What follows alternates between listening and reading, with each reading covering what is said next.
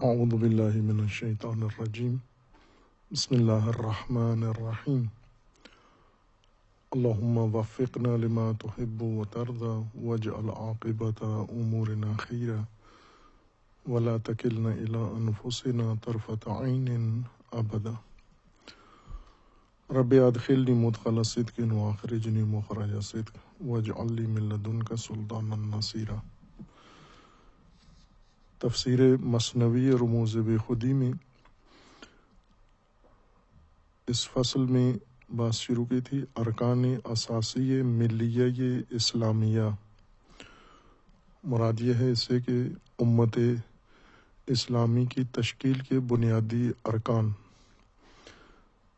رکن اول توحید ہے اور رکن دوم رسالت، اور اسی طرح دیگر ان کی وضاحت میں، ان ارکان کی وضاحت میں ارکان دیگر ذکر فرمائیں گے۔ یہ مثنوی کا اصل موضوع ہے تشکیل امت اسلامیہ۔ مثنوی اسرار خودی کا موضوع تھا تشکیل امت کے لیے لازم افراد و خودی و شخصیت اور تربیت۔ اس حصے کو اسرار خودی میں ذکر فرما کر اب وہ خودی جو بحسب فرض آمادہ ہے تشکیل امت کے لیے، مرحلہ تزکیہ و تربیت و تعلیم کتاب و حکمت، سارے مراحل اس میں طے ہو گئے ہیں۔ یہ مرحلہ اول تھا جس میں قرآن کریم کی تعبیر کے مطابق تشکیل امت کے لیے یہ مراحل ہیں: تزکیہ ہے، تعلیم کتاب و حکمت ہے، تلاوت قرآن ہے اور تطہیر۔ اسی سے خودی تشکیل پاتی ہے، اسی سے خودی کشف ہوتی ہے، اسی سے خودی پروان چڑھتی ہے، خودی کی پرورش ہے۔ خودی سے مراد انسان کی الہی شخصیت، خداوند تبارک و تعالیٰ نے انسان کے اندر جو جوہر رکھا ہے اس کی پرورش اس طرح سے کہ وہ امت اسلامیہ کی تشکیل کا جز اور حصہ اور رکن بن سکے، اور جب اس قابل ہو جائے مرحلہ دیگر شروع ہوتا ہے ملیہ اسلامیہ علامہ کے بقول، اور تشکیل امت الہی، امت ایمانی، امت اسلامی، یہ دیگر تعبیر کے مطابق کہ یہ وہ اہم فریضہ ہے جس کی طرف مسلمین بہت کم توجہ رکھتے ہیں۔ خال خال افراد مختلف زمانوں میں اور صدیوں میں اور مختلف ادوار میں گزرے ہیں جن کی توجہ تشکیل امت کی طرف ہے،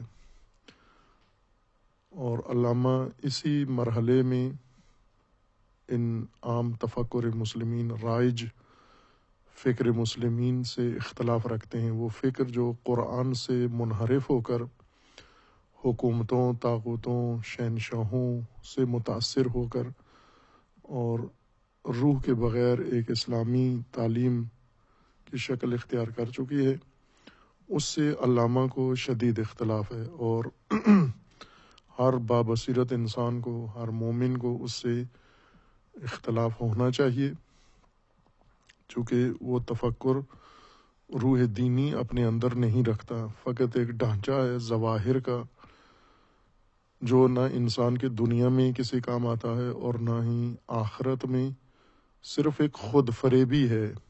ہم یہ کہہ سکتے ہیں کہ اپنے آپ کو دھوکے میں رکھنا اور فریب میں رکھنا اس کا کام ہے، یا پھر مفاد پرستی کے لیے وہ تفکر یا وہ رائج صورت ظاہری مفاد پرستی کے کام آتی ہے، جس طرح سے کہ بعض لوگ پیشوائی دینی بن کر اس تفکر سے لوگوں کی بے شعوری سے فائدہ اٹھا کر خوب استفادہ کرتے اور مفادات حاصل کرتے ہیں۔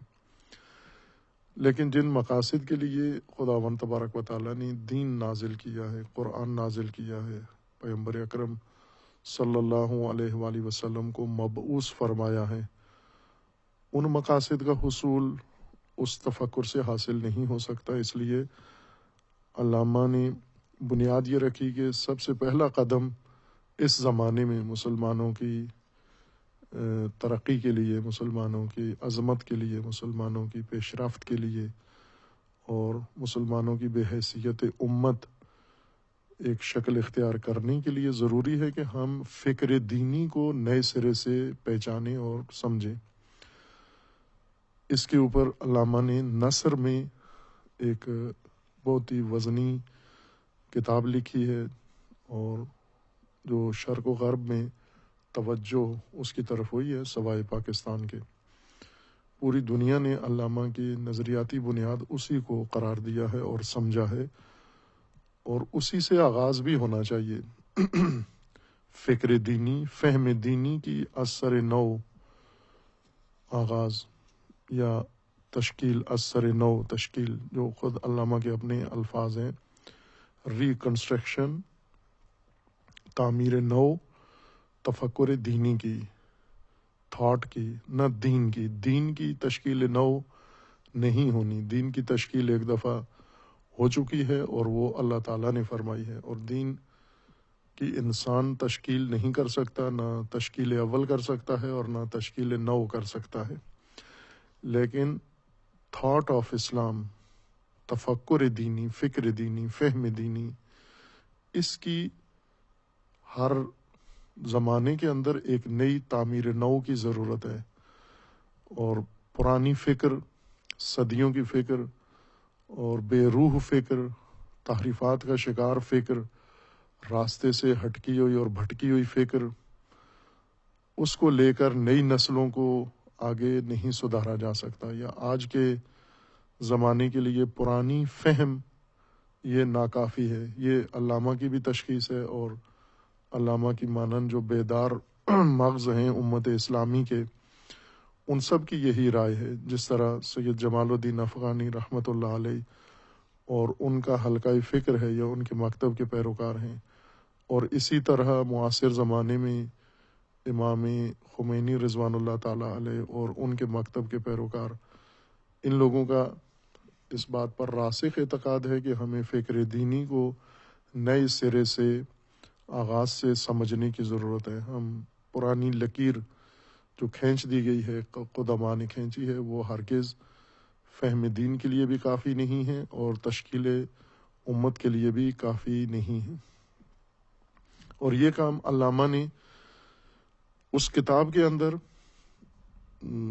فکر دینی کی تعمیر نو کتاب میں، علامہ نے رائے دی ہے، نظریہ دیا ہے، اور اس مثنوی میں اس نظریے کو خود ہی عمل کیا ہے، دوسروں کے اوپر نہیں چھوڑ دیا۔ جس طرح عموماً بزرگان، علماء یا زعماء کا طریقہ کار ہوتا ہے کہ وہ اچھی باتیں کرتے ہیں اس انداز میں کہ یہ کام ہونا چاہیے، یہ فکر ہونی چاہیے، یہ بات ہونی چاہیے، نہ کہ یہ کام خود کریں، خود کر کے دکھائیں کہ یہ ہمارا فریضہ ہے اور ہم اسے انجام دے رہے ہیں، بلکہ دوسروں کی ماموریت ایک طرح سے لگاتے ہیں، ان کے لیے تعیین تکلیف کرتے ہیں کہ آپ یہ کام کریں۔ امت میں وحدت ہونی چاہیے، کس کو مامور کر رہے ہیں؟ یہ پیسو وائس جو آپ نے جملہ استعمال کیا ہے، اس کا فاعل کون ہوگا؟ چونکہ ایکٹیو وائس میں تو معلوم ہوتا ہے کہ کس نے کرنا ہے کام، پیسو وائس میں مشخص نہیں ہوتا کرنا کس نے ہے، صرف شہوں کی طرح دستور دینا ہوتا ہے، کرنے والے اور ہوتے ہیں، عمل کرنے والے اور ہوتے ہیں۔ خوب، یہ علماء کے اپنے کرنے کے کام ہیں، بجائے اس کے کہ یہ دوسروں کو تلقین کریں کہ یہ کام ہونا چاہیے، امت کے اندر اتحاد ہونا چاہیے، یعنی ہم خود امت کے اندر اتحاد قائم کرنے کے لیے اٹھیں، قیام کریں، پیش قدم ہوں۔ فتنوں کو روکنا چاہیے، یعنی فتنوں کو روکیں، ہم خود اٹھ کے روکیں فتنوں کو، ہم روکیں گے فتنوں کو، یہ صیغہ استعمال کریں تاکہ ذمہ داری بنے اپنی۔ علامہ اقبال نے یہ تشخیص دیا کہ فکر قدیم و فہم قدیم و رائج فہم دین کی یہ ناکافی ہے اور درست بھی نہیں ہے، اس کے اندر فراوان غلطیاں ہیں، کمیاں ہیں، خطائیں ہیں اور شبہات ہیں، بلکہ صراحت سے اگر کہا جائے تو بہت ساری گمراہیاں ہیں اس کے اندر، اور مقلدوں کی طرح آنکھیں بند کر کے اس فکر کے اوپر چلنا یہ مزید زوال کا سبب بنے گا، جس طرح گزشتہ صدیوں میں بنا ہے۔ اس زوال سے نکلنے کے لیے ہمیں پہلا قدم یہ اٹھانا پڑے گا کہ دین کی، قرآن کی اثر نو شناخت کریں، ہم فہم جدید دین کی پیدا کریں اپنے زمانے کی۔ اس پر عمل بھی خود ہی کر دیا ہے علامہ نے، جو کچھ خود سمجھا ہے انہی بنیادوں کے اوپر اسے قرآن کریم کو مرکز قرار دے کر، محور قرار دے کر، اور رسول اللہ صلی اللہ علیہ وآلہ وسلم کی سیرت کو اور آپ کی زندگی کو محور و مرکز قرار دے کر علامہ نے خود اس پر عمل کیا ہے۔ یہ مثنوی اسی کا حصہ ہے، جزء دوم ہے در حقیقت علامہ اقبال کی اس نہضت کا اور فکری انقلاب کا۔ دوسرا قدم یہ ہے کہ از سر نو سمجھیں، ہم دین کو سمجھیں، از سر نو شناخت میں رائج طریقے سے ہٹ کر اپنے انداز سے دین کی شناخت میں اس نقطے پر پہنچے ہیں کہ ہمیں سب سے پہلے جو چیز امت کو سکھانی چاہیے وہ احیاء شخصیت مسلمان ہے، جو کھو چکا ہے، ہوویت اور خودی اس کی جو فراموش کر چکا ہے، اس کو ہم نے احیاء کرنا ہے کہ مثنوی اسرار خودی اس بات کی کفیل تھی اور اس بات کی ذمہ دار تھی اور حق ادا کیا ہے اس نے اس پہلے مرحلے کا۔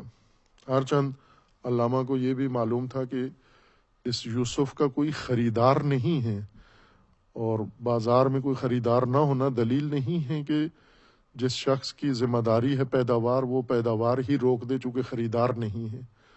جو معمور ہے بیان کرنے پر، جس طرح قرآن کریم میں اللہ تعالیٰ نے انبیاء کرام علیہم السلام کی زبان سے یہ فرمایا کہ وما علینا الا البلاغ، ہمارا کام ابلاغ ہے، ہمارا کام پہنچانا ہے، اب سننا، اطاعت کرنا، ماننا یہ تمہارا کام ہے۔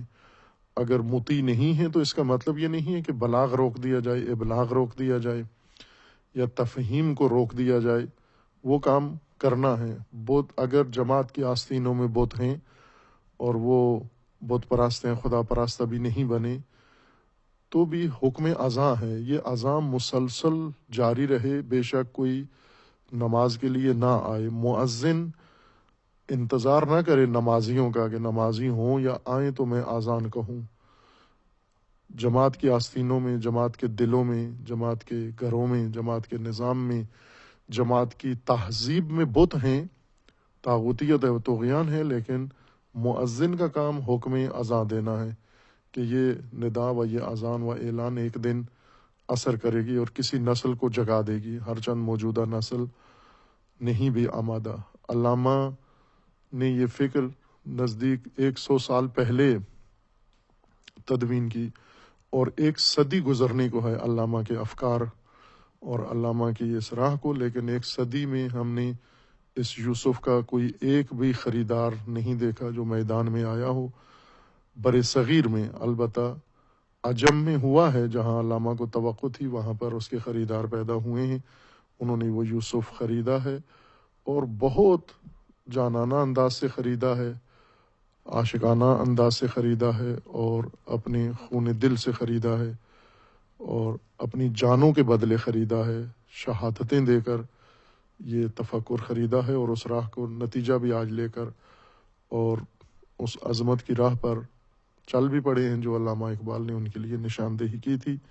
نظم جوانان عجم میں کب سے غلامی سے آزاد ہو کر 40 سالہ جشن منا رہے ہیں آزادی کا، غلامی کی ہر زنجیر کو توڑ کر انہوں نے پھینک دیا ہے، لیکن جو علامہ اقبال کی اصل قوم تھی، اپنے مخاطبین تھے، وہ ابھی اس طرف متوجہ نہیں ہے۔ اور یہ بڑی ہمت کی بات ہے کہ ایک شخص کتنا اعلیٰ ظرف ہو کہ اس کی فکر کو لینے والی نہیں ہے اور اسے پتہ بھی ہے نہیں ہے، اور پھر بھی وہ اپنے اس مقام سے نیچے نہیں آ رہا اور اصرار ہے اپنی راہ پر، اس امید کے ساتھ کہ یہ زرتشتیان عاشق پیدا ہوں گے بعد میں اس آتش کے پجاری، آتش عشق کے اقبال کے، اور وہ کوئی نسل ہوگی انشاءاللہ جو مائیں پیدا کریں گی اور وہ اس کو سمجھیں گے۔ اس جذبے کے ساتھ علامہ نے اس طرح سے بیان کیا ہے کہ جیسے حاضرین بہت ہی مستعد حاضرین بیٹھے ہوئے ہیں۔ علامہ کے کلام سے ایسے لگتا ہے کہ پوری قوم بےتاب ہوتی تھی علامہ کے نئے مطلب کو سننے کے لیے، اور سن کر پھر اس کو سمجھتے تھے اور اس پر فوراً عمل کرتے تھے۔ قطعاً ایسے نہیں تھا، حاشا و کلا۔ اور علامہ نے یہ سب کچھ خلوت میں، گوشہ گمنامی میں، اپنے گھر کے کنج خانہ میں بیٹھ کر یہ سب کچھ تدوین کیا ہے، نہ پبلک کے اندر اور نہ کسی تعلیمی ادارے کے اندر، نہ کسی کلاس کے اندر۔ چونکہ یہ یوسف ہے اور اس کو چونکہ خریدار نہیں ہیں اور بے رغبت لوگوں کے سامنے یوسف پیش کرنا خود بجائے خود تذلیل یوسف ہے، تحقیر یوسف ہے۔ بہتر ہے کہ اسے کنج خانہ میں کسی جگہ بیٹھ کر انسان تدوین کر دے، تو وہ کہیں بہتر ہے بجائے ان نالائقوں کے ہاتھوں اس کی تحقیر کے اور اس کی بے رغبتی اور توہین کے بجائے بہتر ہے کہ اسے چھپا کے رکھا جائے ان سے۔ یہ اساسی موضوع ہے تشکیل امت، اور رموز بے خودی کا مطلب یہی ہے کہ خودی اب تبدیل ہو جائے بے خودی میں۔ بے خودی کا مطلب یہ نہیں ہے کہ بنا کے ویران کر دیں، نہ، بنا کے خودی تشکیل دے کر اس خودی کو امت کا جز بنا دیں، امت کا حصہ بنا دیں، تاکہ وہ اس کی جو ذاتی اور فردی تشخص یا حیثیت تھی وہ مدغم ہو جائے، منظم ہو جائے امت کے وجود کے اندر۔ یا شہید مطہری کے تعبیر کے مطابق یہ من ما بن جائے سارے، یہ میں ہم بن جائیں سارے۔ اس میں کو ہم بنانا یہ در حقیقت رموز بے خودی کے اندر ذکر کیا گیا ہے۔ پہلے بنیاد ذکر کی ہے کہ انسان کس طرح سے اپنی فطری اور اپنی پیدائشی خصلت کے باوجود جو انفرادیت کی طرف مائل ہے، خود نمائی کی طرف مائل ہے، خود خواہی کی طرف انسان فطرتاً مائل ہے، پھر بھی یہ خود خواہ فطری یہ کس طرح سے امت کا حصہ بن سکتا ہے۔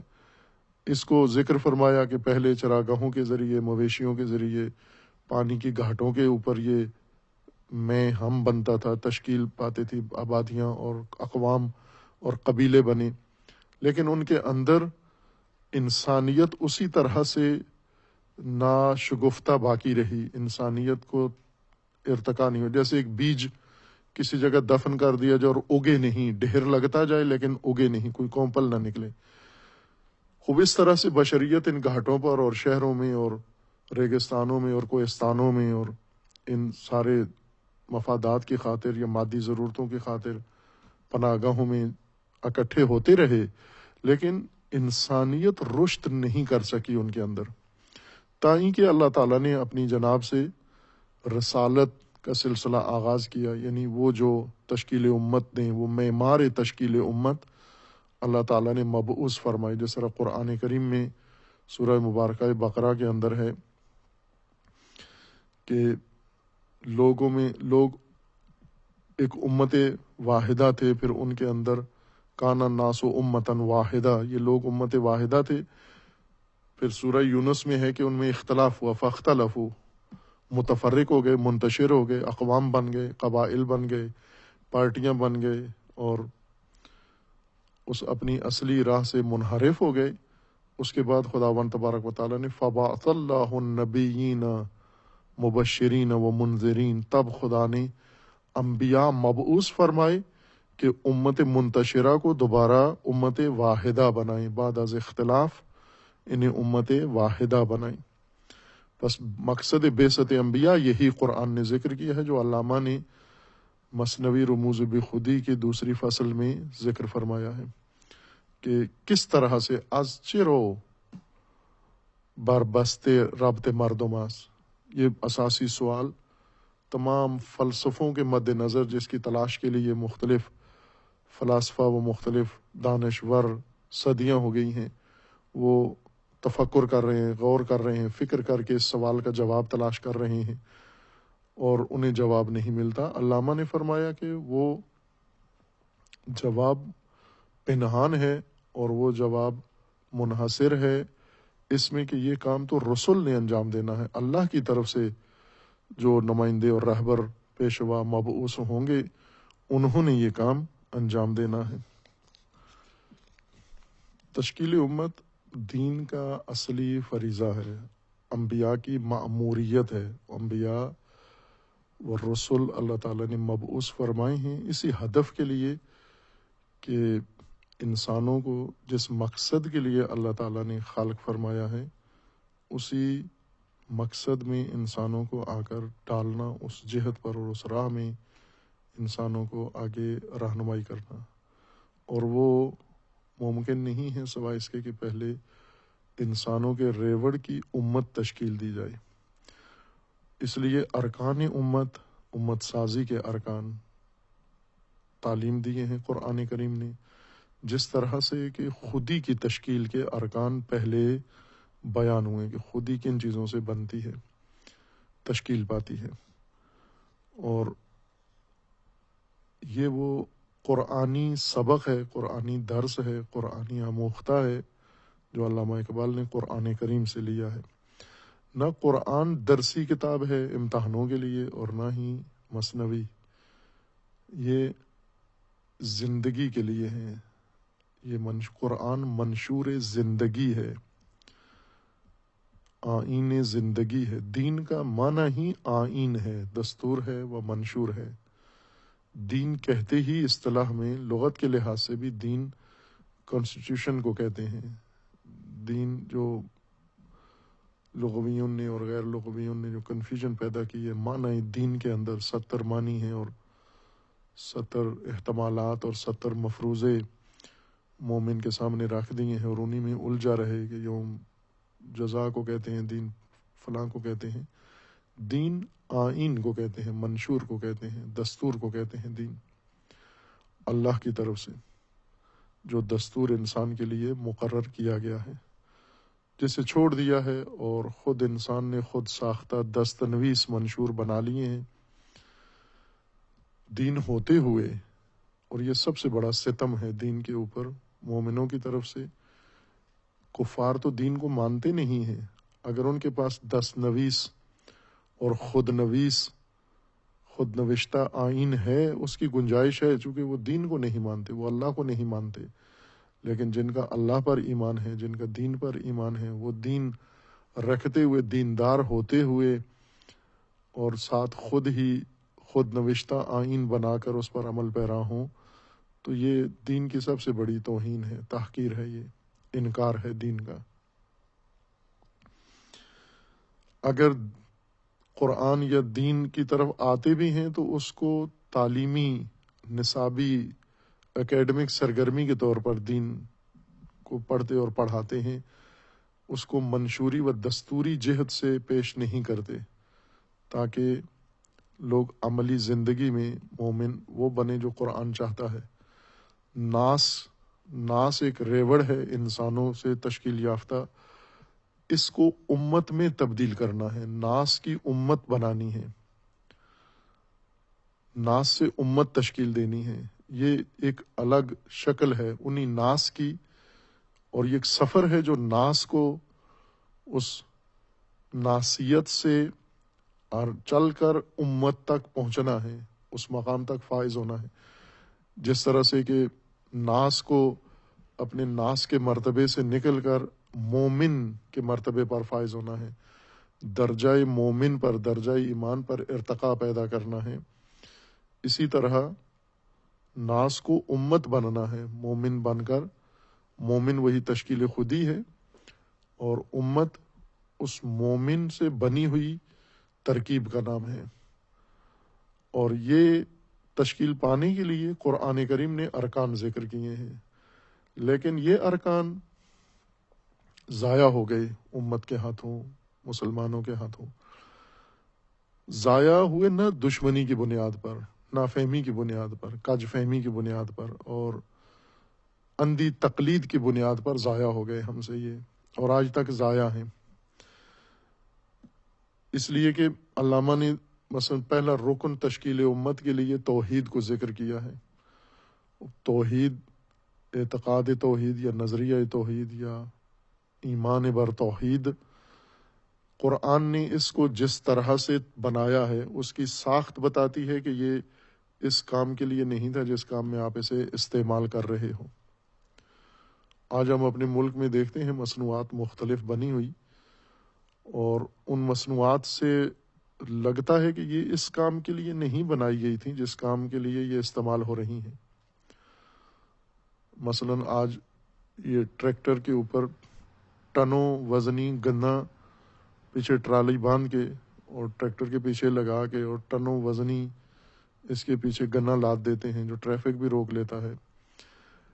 ٹریکٹر کی ساخت دیکھیں تو صاف لگتا ہے کہ اس کام کے لیے نہیں بنایا گیا تھا جو کام یہاں پر لیا جاتا ہے گنے کے موسم میں۔ یا بھوسا جب یہیں شہر کے مضافات میں کھیتوں سے جانوروں کے لیے بھوسا لے کر آتے ہیں ٹرکوں کے اوپر اور ٹرالیوں کے اوپر، اور جتنا بھرا ہوتا ہے جس ترتیب سے وہ بھوسا انہوں نے اس کے اوپر لادا ہوتا ہے کہ مثلا کئی ٹرالوں کا وزن ایک ٹرالی کے اوپر ڈال دیتے ہیں، اس کی جسمانیت، اس کا جثہ مشین کا دیکھ کر انسان کو یہ یقین ہو جاتا ہے کہ جو حشر اس کا ہو رہا ہے یہ مشین اس کے لیے بنی نہیں تھی، بنی کسی اور کام کے لیے تھی اور اس کے ساتھ ہو کچھ اور رہا ہے۔ یا جیسے ہم رکشہ دیکھیں، جب اسے سواریاں بٹھانے کے بجائے سامان لادنا اس پر شروع کر دیتے ہیں اور ایک ٹرک کے برابر سامان رکشے کے ارد گرد بنا کر اس کو لاد کے چلاتے ہیں، تو صاف لگتا ہے کہ یہ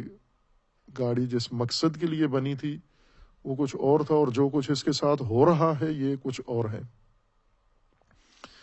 یہی حالت، یہی صورتحال آج ہم اگر دیکھیں تو دین کے ساتھ بھی ہے، یا دین کے ارکان کے ساتھ بھی ہے۔ مثلا توحید کی اگر دیکھیں ترکیب کہ کس طرح توحید کو قرآن نے پیش کیا ہے،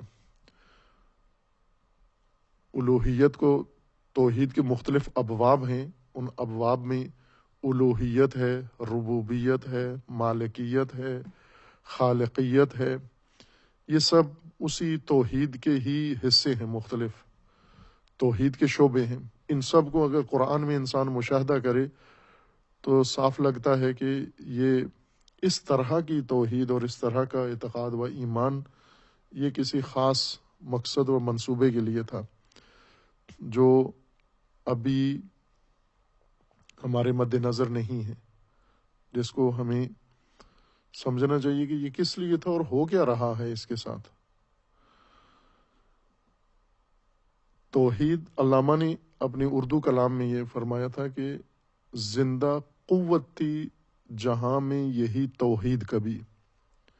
ایک زندہ طاقت کا نام تھا، ایک قوت کا نام تھا، ایک اقتدار کا نام تھا، ایک استحکام کا نام تھا توحید۔ آج فقط مسئلہ علم کلام،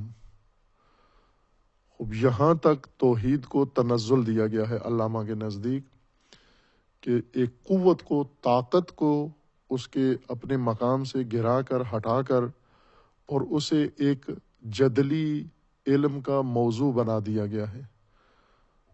یہاں کے لیے تو نہیں تھا نظریہ توحید، نظریہ توحید اس مقصود کے لیے تھا جو علامہ ذکر کر رہے ہیں۔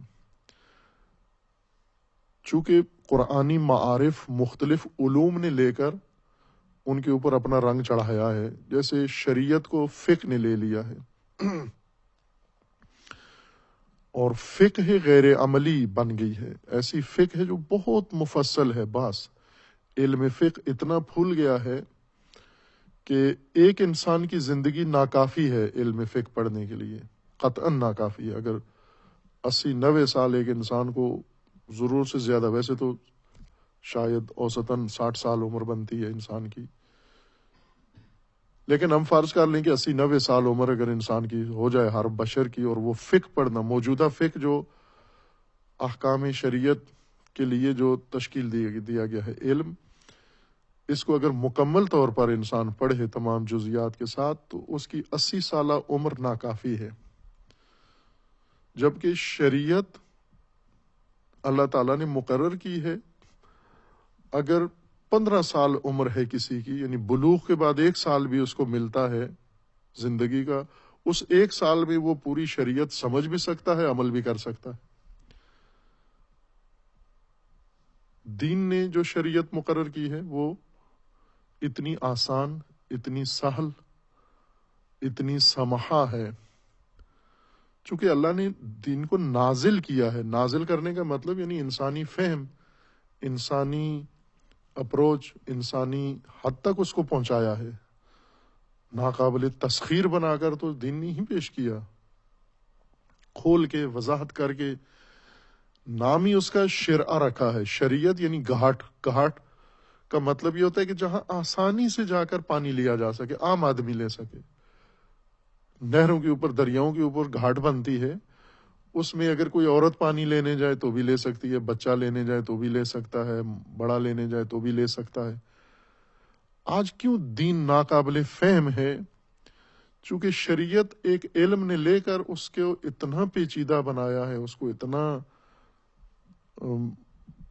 بنا دیا، مشکل بنا دیا ہے، کیونکہ مشکل سازی علماء کی علمیت کی دلیل ہے کہ جتنا آپ کسی علم کو، فن کو مشکل تر بنا دیں اور قابل فہم نہ ہو، اس کا مطلب ہے کہ آپ بہت اعلیٰ ملا ہیں، اعلیٰ درجہ علم پر فائز ہیں آپ۔ یہ مثال میں نے بارہا دی ہے ایک بڑے نصابی کتاب کے مؤلف کے بارے میں کہ انہوں نے 25 سال ایک جلد کتاب لکھی، شاید 200-300 صفحے کی کتاب ہوگی، اور اس کتاب کو لکھنے میں مصنف کے 25 سال لگے ہیں۔ 200 صفحے کی کتاب انسان کتنے دن میں لکھتا ہے؟ شہید صدر نے وہی علم لکھا 3 جلدوں میں۔ وہ میں نے درس کے اندر بیان کیے ہوئے تھے، وہ ان کے ابھی میرے ذہن میں نہیں ہے۔ پہلی کتاب جو لکھی وہ چند دنوں میں لکھی، اس سے بڑا جو ورژن آگے کھول کے اس کو مزید اس علم کو پھیلا کے لکھا، وہ شاید 1 مہینہ 1.5 مہینے میں لکھی۔ 3 مہینے میں سارا کام مکمل کر دیا۔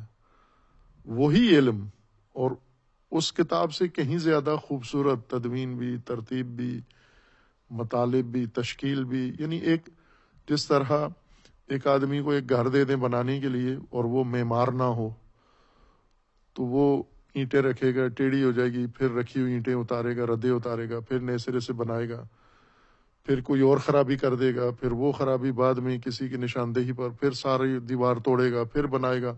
اس کو 25 سال لگ جائیں گے ایک کمرہ بناتے ہوئے۔ لیکن ایک انجینئر آ جائے، پڑھا لکھا معمار، مہندس، جس نے یہ فن جیومیٹری پڑھا ہوا ہے اور اس کا ذہن، اس کی فکر بھی جیومیٹری فکر ہے، منظم فکر ہے، درہم برہم نہیں ہے، اس کو اگر یہ ماموریت دیں تو وہ آپ کو بہت ہی مختصر عرصے میں یہ کمرہ شاید 1 ہفتے میں بنا کے دے دے آپ کو۔ لیکن جب ایک ایسے انسان کو دے دیں جس کے اندر تفکر میں نہیں ہے، جیومیٹری نہیں ہے، نظم نہیں ہے، وہ بار بار توڑتا ہے، بناتا ہے، توڑتا ہے، بناتا ہے، توڑتا ہے، بناتا ہے، اور آخر میں سال لگ جاتے ہیں کہ، اور ہمارے لیے کیوں بڑی قابل قدر ہو جاتی ہے؟ چونکہ عمر، ساری مصنف کی عمر اس کتاب پہ لگ گئی ہے، اور وہ کتاب جو مختصر عرصے میں تدوین ہوئی ہے اس کی بابت ہم اتنا ایمان و اعتقاد نہیں رکھتے۔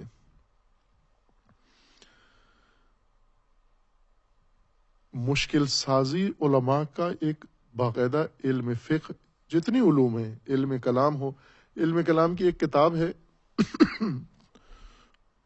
تجرید الاعتقاد کے نام سے، مرحوم خواجہ نصیر الدین طوسی رحمۃ اللہ علیہ کی کتاب ہے، بہت ہی گہری اور ٹیلی گراف ہے در حقیقت۔ یہ علم کلام کا ٹیلی گراف ہے۔ ٹیلی گراف رمزی زبان کو کہتے ہیں، جس میں کوئی بات، چونکہ اس میں الفاظ کم استعمال کرنے ہوتے ہیں، مواصلاتی ذریعہ تھا، ابھی بھی ہے، ابھی اس کو ڈیجیٹل شکل اختیار کر گیا، پہلے یہ کمیونیکیشن کے اور ٹیکنالوجی سے ہوتا تھا۔ اس میں الفاظ محدود رکھنے ہوتے ہیں۔ ابھی کمپیوٹر کے اوپر بھی ایسے بعض ہیں سافٹ ویئر یا ایسی سائٹس ہیں جن کے اوپر آپ نے محدود الفاظ ہی لکھنے ہوتے ہیں، غیر محدود نہیں لکھ سکتے۔ مثلا چند الفاظ سے آپ نے، یا چند الفاظ سے مطلب پورا کر کے دینا ہے، آپ نے جو سمجھانا چاہتے ہو انہیں چند الفاظ میں پورا کر دو۔ انہوں نے وہی ٹیلی گراف والی زبان علم کے لیے استعمال کی. رمز، ہر چیز رمز میں لکھی. مختصر ترین الفاظ، جیسے ایسے لگتا ہے کہ مصنف کے پاس الفاظ ہیں ہی نہیں ہیں، یہی لے دے کہ ان کو بازار سے ملے یہ الفاظ، اور انہی سے اپنا سارا مقصد علم کلام میں توحید بھی بیان کی، صفات بھی بیان کی، رسالت بھی بیان کی، امامت بھی بیان کی، قیامت بھی بیان کی. یعنی وہ گہری ترین باتیں وہ مختصر ترین الفاظ کے ساتھ. اتنی مختصر سازی کی، مشکل سازی کی کہ ان کے شاگرد علامہ ہلی جو خود ایک نابغہ ہیں وہ عاجز آ گئے، جنہوں نے خود پڑھا مصنف کے پاس یہی کتاب اور یہی علوم پڑھے، فلسفہ و کلام، وہ شاگرد اور لائق ترین شاگرد استاد کا وہ بھی عاجز آج گیا اس کتاب کی تشریح سے. باہر کیف انہوں نے بڑا وقت صرف کر کے کشف المراد نام سے تشریح کی ہے اس کی. وہ کشف المراد اس وقت خود بجائے تشریح کے باوجود ایک مشکل کتاب ہے، نہ ہر استاد پڑھا سکتا ہے، نہ ہر طالب علم پڑھ سکتا ہے اس کتاب کو. اس طرح سے مشکل سازی علماء کی ایک ہنر تھا، اور اس مشکل سازی کو وہ اپنی مصلحتوں کی خاطر کرتے تھے. جبکہ قرآن کریم میں اللہ تعالیٰ کا فرمانا ہے کہ نہ، ہم نے آسان سازی کی ہے. لقد یسرنا القرآن، ہم نے قرآن بہت آسان کر کے پیش کیا ہے، قابل فہم بنایا ہے، نازل کیا ہے، لوگوں کی ذہن تک پہنچایا ہے اس کو تاکہ عام آدمی سمجھ سکے. اور لِكُلٍّ جَعَلْنَا شِرْعَةً وَمِنْهَاجًا، ہر ایک کے لیے شرعہ بنائے.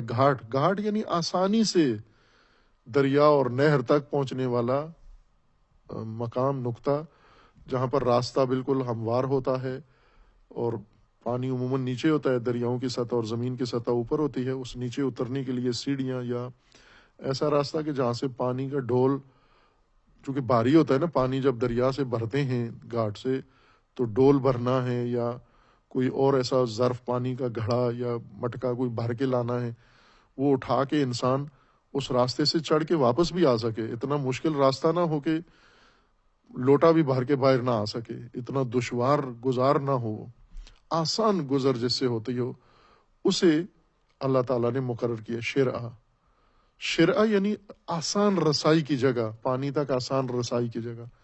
یہ شریعت ہے.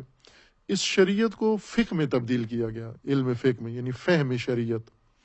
فہم شریعت اتنی مشکل ہو گئی، اتنی پیچیدہ ہو گئی کہ ابھی حوزات علمیہ میں، مدارس میں شریعت کی کتابوں کو ایک دفعہ پڑھنا کافی نہیں ہوتا. 10 دفعہ ایک طالب علم بار بار پڑھتا ہے، ایک استاد کے پاس پڑھتا ہے، پھر اس کو ایک سیوم سمجھ میں آتی ہے، پھر دوسرے استاد کے پاس پڑھتا ہے، پھر اس کو ایک پاؤ اور سمجھ میں آتی ہے، پھر تیسرے استاد کے پاس پڑھتا ہے، پھر اس کو ایک پاؤ اور سمجھ میں آتی ہے. کئی دورے کرنے پڑتے ہیں، عمریں اس مشکل کی وجہ سے لے جاتی ہیں. اور سب سے بڑی بات یہ ہے کہ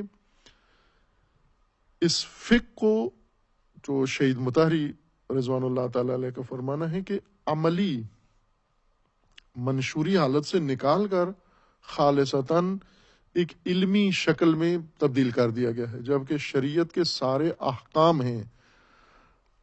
اصول اور فروع میں جو علماء فرق کرتے ہیں وہ یہی ہے کہ اصول سمجھنے اور ایمان رکھنے کے قواعد کا نام ہے، اور احکام عمل کرنے والے امور کا نام ہے.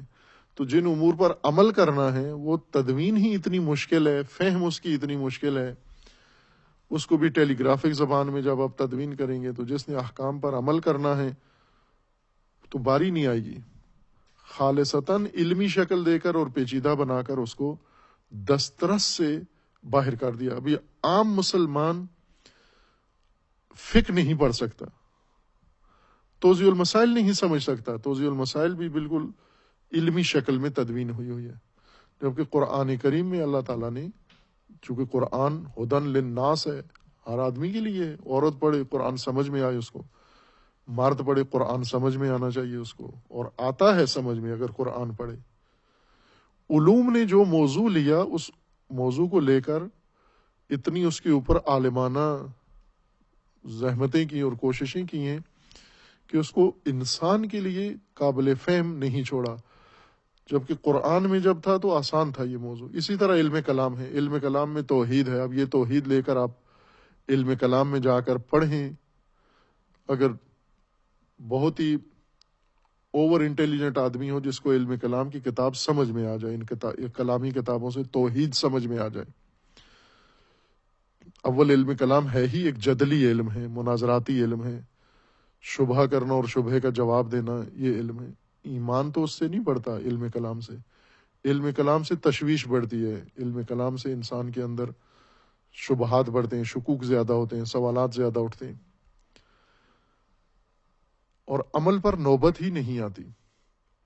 دوسرا یہ کہ انہوں نے اس باب کو، جو باب ہر علم نے لے کر، مثلا جیسے علم اخلاق ہے، علم اخلاق نے قرآن سے اخلاقیات، اقدار کو لے کر علم اخلاق میں لے جا کر اس سے بحث کی ہے اور خالصتاً علمی بنا دیا ہے اس کو. جبکہ پہلے تقسیم میں یہ کہتے تھے کہ یہ علوم عملی میں سے ہے، علوم نظری میں سے نہیں ہے. یعنی اس کو اگر علمی شکل دی ہے تو سمجھنے کے لیے ہے، ورنہ ہے یہ عملی. اخلاق عملی چیز کا نام ہے، نہ علمی چیز کا نام ہے. لیکن جب علم اخلاق نے یہ موضوع لے لیا قرآن سے اور اس کو تدوین کیا، تو علم اخلاق بھی خالصتاً ایک نظری اور مشکل اور پیچیدہ علم بن گیا. اور سب سے زیادہ جو اس کے اندر مشکل پیش آئی وہ یہ کہ اب عملی نہیں رہا، امتحانی ہو گیا ہے. علم اخلاق کا امتحان ہوتا ہے، علم اخلاق کے نمبر ہوتے ہیں، علم اخلاق کے آگے پیپر ہوتے ہیں اور پوزیشنیں ہوتی ہیں. جبکہ علم اخلاق خلق ہے، صفحہ اخلاق نفس ہے، اس صفحے کا نام نفس انسان ہے، نہ کاغذ نہ کتاب. خلق خلق کے اندر ہونا چاہیے. خلق کا صفحہ شخصیت انسان ہے، ذات انسان ہے، دل انسان ہے. یعنی وہ انسان متصف نظر آئے علم اخلاق سے اور مطالب اخلاقی سے اور ملکات و فضائل اخلاقی سے. یہ چلتی پھرتی کتاب یہ اخلاق کی کتاب ہے، جس کی گفتار، جس کی رفتار، جس کا انداز، جس کا اٹھنا بیٹھنا، رہن سہن، رویہ اس کا لوگوں کے ساتھ، یہ سب در حقیقت ایک آموزش کی ایک کتاب ہے. انسان دیکھ کر اس کو سمجھ رہے ہیں. کیوں رسول اللہ کے ساتھیوں کے لیے دین آسان تھا؟ چونکہ دین نے ابھی علمی شکل اختیار نہیں کی تھی، علماء کے ہاتھ نہیں چڑھا تھا ابھی. متخصصین کہاں ان کو سمجھ میں آتی تھی؟ وہ نہ کوئی تفسیر کی کتاب تھی، کچھ بھی نہیں تھا. متن قرآن تھا اور بس ایک تفسیر تھی، اور وہ کیا تھا؟ سیرت رسول اللہ. وہ سارا قرآن اس کتاب میں منتقل نظر آتا تھا عملاً. یہ آسانی تھی، سہولت تھی ان بدوؤں کو، ان ان پڑھوں کو جن کو الف بے نہ لکھنا آتا تھا نہ پڑھنا آتا تھا، اور دین سارا سمجھتے تھے، مکمل دین سمجھتے تھے. خود رسول اللہ نے فرمایا فقہا ہیں یہ، قد رجع الرجل فقیہا، فقی جا رہا ہے یعنی دین شناس جا رہا ہے. اور ایسا ہی تھا. یہ وہ شکل ہماری ختم ہو گئی. علوم، یہ معارف علوم میں چلے گئے. علوم نے پھر ان کے اوپر جو رنگ چڑھایا، علمیت تو ان کی بڑھا دی، اور مطلب کی علمیت بڑھا دی، گہرائی اس میں پیدا کر دی، لیکن اس کا عملی پہلو ختم کر دیا. اب وہ عملی، عطا علم اخلاق بھی علمی ہو گیا ہے، عملی نہیں ہے. پڑھو، ڈگریاں لو، امتحان پاس کرو، جاب کرو. علوم کا یہی نتیجہ ہے. آج علوم اسی کام کے لیے آتے ہیں. توحید، اب علامہ جو کہہ رہے ہیں نا کہ ہمیں نئے سرے سے ریکنسٹرکٹ کرنا ہے فہم کو، قرآن کی سمجھ کو، قرآن کی فہم کو ریکنسٹرکٹ کرنا ہے. ہم نے لکیر کا فقیر نہیں بننا، نئے سرے سے قرآن کو سمجھنا ہے ہم نے. اب نئے سرے سے جب دیکھا تو پھر یہ نہیں کہا کہ علم کلام میں فلاں علم کلام کی کتاب میں مثلا جامع المقاصد میں یوں لکھا ہوا ہے، شرح المواقف میں یہ لکھا ہوا ہے، تجرید الاعتقاد میں یہ لکھا ہوا ہے، شوارق الالہام میں یہ لکھا ہوا ہے، فلاں کتاب کے علم کلام کے مجموعے میں یہ لکھا ہوا ہے. یہ تو نہیں ہے توحید. توحید وہ ہے جو قرآن نے پیش کی ہے. توحید کہاں سے سمجھیں؟ صحابہ کو توحید کہاں سے سمجھ میں آتی تھی؟ رسول اللہ سے. قرآن کی آیت پڑھتے تھے، پھر رسول اللہ کا رویہ دیکھتے تھے، اس میں توحید تھی، خالص توحید تھی. رسول اللہ کے عمل میں توحید تھی، رسول اللہ کے رویے میں اور سیرت میں توحید تھی۔ اس کا نام ہے توحید عملی۔ وہ توحید جو تشکیل امت دیتی ہے، وہ توحید جو تشکیل علم دے، وہ بحثی لفظی توحید ہے، کلامی جدلی توحید ہے۔ وہ توحید جو امت تشکیل دے، رکنیت جس کے اندر ہو امت بنانے کے لیے، اتنی صلاحیت ہو اس کے اندر کہ اگر اس توحید سے کوئی مرتبط ہوتا ہے، ایک انسان اس توحید کو اپناتا ہے، تو وہ نہ چاہتے ہوئے بھی فوراً امت بنتا جاتا ہے۔ جیسے ایک انسان ہے کسی حوض میں چھلانگ لگاتا ہے تو تر ہو جاتا ہے، بھیگ جاتا ہے، بارش میں آتا ہے تو بھیگ جاتا ہے، فوراً بھیگ جاتا ہے۔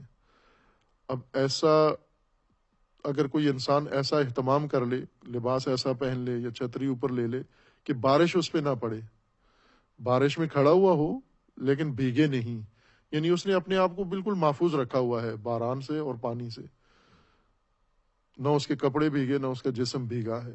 ہم اس طرح سے توحید کے اندر آتے ہیں کہ بھیگتا کچھ نہیں ہے۔ توحید ہمارے رویے میں، ہمارے چلن میں، ہمارے سوچ میں، ہمارے ارادوں میں، ہمارے فیصلوں میں، ہمارے اقدامات میں، ہماری جہت میں توحید نہیں آتی۔ توحید کہاں ہے؟ تصورات قضایہ ذہنیہ ہیں جو ہم نے علوم سے حاصل کیے ہیں۔ بحث کر سکتے ہیں توحید پر، ہم پڑھا سکتے ہیں، پڑھ سکتے ہیں، امتحان دے سکتے ہیں، آپ سوال پوچھیں جواب دے سکتے ہیں، لیکن توحیدی رویہ نہیں اپنا سکتے، کیونکہ توحید جو ہمیں پڑھائی گئی ہے وہ بحثی اور لفظی توحید ہے۔ عملی توحید جو رسول اللہ صلی اللہ علیہ وآلہ وسلم نے صحابہ کو تعلیم دی، وہ توحید عملی ہے، اور توحید بنیادی طور پر ہے ہی عملی۔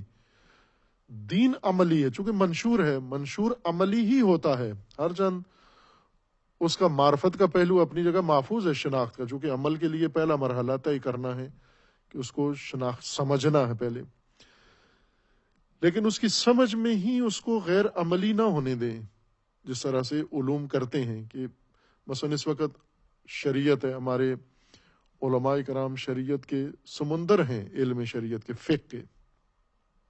ہر عالم مجتہد وہ جتنا فقہ پڑھتا ہے یا دیگر مسالے کے علماء ہیں، وہ حدیث پڑھتے ہیں، تفسیر پڑھتے ہیں، واقعاً باہر ہیں، کوئی شک و شبہ نہیں ہے ان کی علمیت میں، ان کے تتبع میں، ان کے حافظے میں اور ان کے احاطے میں، جو ان کو اسی علم کے اوپر عبور حاصل ہے۔ تاریخ یاد ہے، علماء کے اقوال یاد ہیں، کتابیں یاد ہیں، عبارتیں یاد ہیں، پورے متن ازبر ہیں، ان کو حدیث حفظ کی ہوئی ہے، انہوں نے پڑھا کے، مثلا بعض ایسے ہیں جو حدیث کے 40 دورے 50 دورے پڑھا چکے ہیں، تو اب انہیں حدیث کی ساری کتابیں ازبر ہیں، حفظ ہیں، وہ زبانی یاد ہے ان کو کون سی حدیث کس صفحے پر ہے۔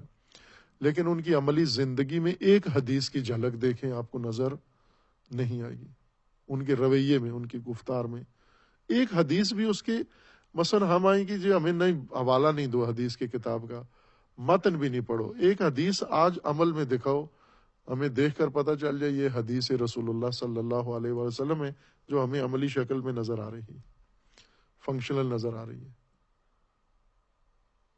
دین دستور ہے، منشور ہے، یعنی عملی ہے۔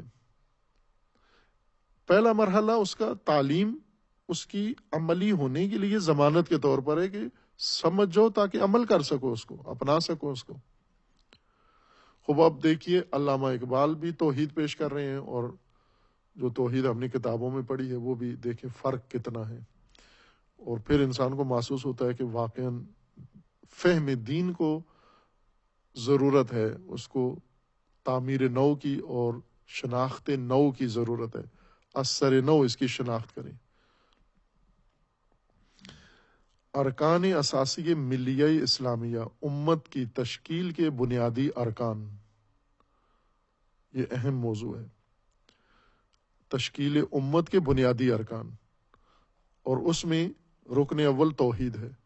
آپ بے شک مطالعہ کریں کسی بھی کتاب میں، تفسیر کی کتاب میں، حدیث کی کتاب میں، کلام کی کتاب میں، عقائد کی کتاب میں، کسی جگہ سے یہ فصل تلاش کریں کہ اس میں انہوں نے یہ لکھا ہو کہ تشکیل امت کے اندر نظام امت تشکیل دینے کے لیے پہلا رکن توحید ہے. اس پہلو کی طرف توجہ نہیں ہے، چونکہ توحید اس باب سے پڑھی نہیں ہے، جبکہ قرآن اسی طرح سے توحید پیش کر رہا ہے کہ تشکیل امت کا رکن ہے توحید. انسانوں کو کیوں توحید کا پابند بنایا گیا ہے، کیوں مومن بتوحید ہوں، کیوں توحید پر اعتقاد پیدا کریں؟ تاکہ خود امت بن سکیں، خود شکل امت اختیار کر سکیں. اس لیے ان کو توحید کی تعلیم دی گئی ہے، نہ کہ توحید کا پیپر پاس کر سکیں، توحید کا امتحان پاس کر کے پہلی پوزیشن لے سکیں، توحید پڑھانے کے لیے معلم کی کرسی سنبھال سکیں، توحید پہ کتابیں لکھنے کے لیے یہ سب کچھ کر سکیں، لائبریری بھرنے کے لیے کتابیں لکھیں. توحید کا ایک مقصد ہے، یہ جو باب قرآن نے کھولا ہے کہ مسلمانوں کو، مومنوں کو پہلا کام توحید پر ایمان رکھنا ہے تاکہ امت بن سکیں. تشکیل امت اصل مقصود تھا توحید سے. رکن اول توحید، اور توحید ایک بڑا باب ہے وسیع، ہر چند اس کا لفظی مطلب وحدانیت ہے، اللہ تعالیٰ کی وحدانیت. لیکن یہ وحدانیت، یہ وحدت اللہ تعالیٰ کی ذات کی اور توحید، یہ سایہ فگن ہے پورے نظام پر. ایک پورا نظام ہے توحید، وہ سارا وحدت کے سائے میں ہے. اس وجہ سے سارے باب کا نام توحید ہے. توحید کے آغاز میں سمجھانے میں علامہ فرماتے ہیں در جہانی کیف حکم گردید عقل. انسان کے پاس فہم کے لیے، شناخت کے لیے جو ذریعہ اللہ تعالیٰ نے عطا کیا ہے عقل ہے. حصے بھی ہیں، 5 حصے اللہ تعالیٰ نے انسان کو دیے ہیں. بصارت ہے، سماعت ہے، اور اسی طرح انسان کو حس دی ہے، چھونے کی حس اللہ تعالیٰ نے دی ہے، چکھنے کی حس ہے، اور سونگھنے کی حس ہے. یہ 5 حصے ہیں جن کا کام جہان کم و کیف کو دیکھنا ہے، خصوصاً کیفیات کو. حصیں فقط کیفیات سمجھ سکتی ہیں، کمیات کو حس نہیں درک کر سکتی. ہم کبھی بھی کمیت، مقدار یا عدد یا گنتی حس کے ذریعے، آنکھ کے ذریعے، کان کے ذریعے نہیں ادراک کر سکتے. کان، ناک، کان ہمارے یہ سب کیفیات کو درک کرتے ہیں، اور کمیات چونکہ کیفیات، پھر آگے عقل آ جاتی ہے بیچ میں. مثلا آنکھ کیفیت دیکھتی ہے، پھر عقل کہتی ہے کہ اس کیفیت کی یہ جو صورتحال ہے، جس طرح سے یہ کیفیت پائی جاتی ہے، اس کیفیت کے ہمراہ کمیت بھی ہے. ورنہ انسان کے پاس کوئی حس نہیں ہے جس سے انسان مقدار دیکھ سکے یا سن سکے یا سونگھ سکے. سب کیفیات ہیں. مثلا ہمارے کان میں آواز پڑتی ہے، نہ کمیت. آواز کیفیات میں سے ہے، صوت کیفیات میں سے ہے، کیفیت کان میں آتی ہے. اس کیفیت سے پھر آگے عقل میدان میں آ جاتی ہے کہ یہ آواز جو میرے کان میں پڑی ہے، صوت جو کان میں پڑی ہے، اس کا ایک معنی ہے. وہ معنی مقدار پر مشتمل ہے، وہ معنی مقدار ہے، نہ کہ مقدار کان میں آئی ہے. مقدار تو کان میں نہیں جا سکتی. کسی کے کان میں مقدار اگر ڈال دیں تو وہ کان سوراخ ہو جائے گا اس کا. کان میں صرف صوت جا سکتی ہے. کان کا پردہ صرف صوت، کیفیت کو درک کرتا ہے. اس کیفیت کا ایک معنی سے رابطہ ہوتا ہے. اس وجہ سے عقل فوراً ذہن، یعنی یہ جو حواس ہیں ہمارے، یہ 5 نلکے ہیں، پیچھے ایک حوض ہے، یہ 5 نلکے اس حوض میں کھلتے ہیں. اگر ذہن اور حواس کا رابطہ دیکھنا ہو، علماء نے یہ مثال دی ہے کہ 5 نلکے ہیں اور یہ 5 نلکے کھلتے ہیں ایک ہی حوض کے اندر. جس طرح آپ 5 رنگ کا پانی، مثلا ہر نلکے کے اندر ایک الگ کلر کا رنگ کا پانی آپ چلائیں، یا جیسے میت نہلاتے ہوئے کرتے ہیں 3 قسم کا پانی، ایک سادہ پانی، ایک سدر کا پانی اور ایک کافور کا پانی استعمال کرتے ہیں. اسی طرح 2 نلکے اور ایک پرفیوم کا پانی، ایک کوئی اور پانی آپ کھول دیں اسی حوض کے اندر. ہر نلکے سے پانی آ کے اسی حوض میں گر رہا ہے. وہ حوض کیا ہے؟ اس کا نام ہے ذہن. یعنی سماعت جو کچھ بھی کیفیت لیتی ہے ذہن میں منتقل کر دیتی ہے. ان کا ذہن سے رابطہ ہے. آنکھ جو کچھ دیکھتی ہے ذہن میں منتقل کر دیتی ہے. ناک جو سونگھتا ہے، ایسے شامہ ذہن میں اس کو منتقل کر دیتی ہے، زبان جو چکھتی ہے اس کو ذہن میں منتقل کر دیتی ہے، ذائقہ طعم کو یا اپنے احساس کو۔ اسی طرح چھوتے ہوئے جو ہم چھوتے ہیں تو یہ بھی کیفیت، ہمارا ہاتھ صرف کیفیت سمجھتا ہے، باقی کسی چیز کو نہیں سمجھتا، جسمیت کو بھی نہیں سمجھ سکتا، صرف کیفیت سمجھتا ہے۔ یہ بھی اپنے ذہن میں ڈال دیتا ہے۔ مثلا جیسے جاسوس ہیں حکومت کے، ایک ان کا کنٹرول روم بنا ہوا ہے اور 5 جاسوس مختلف جگہوں پہ کھڑے ہوئے ہیں۔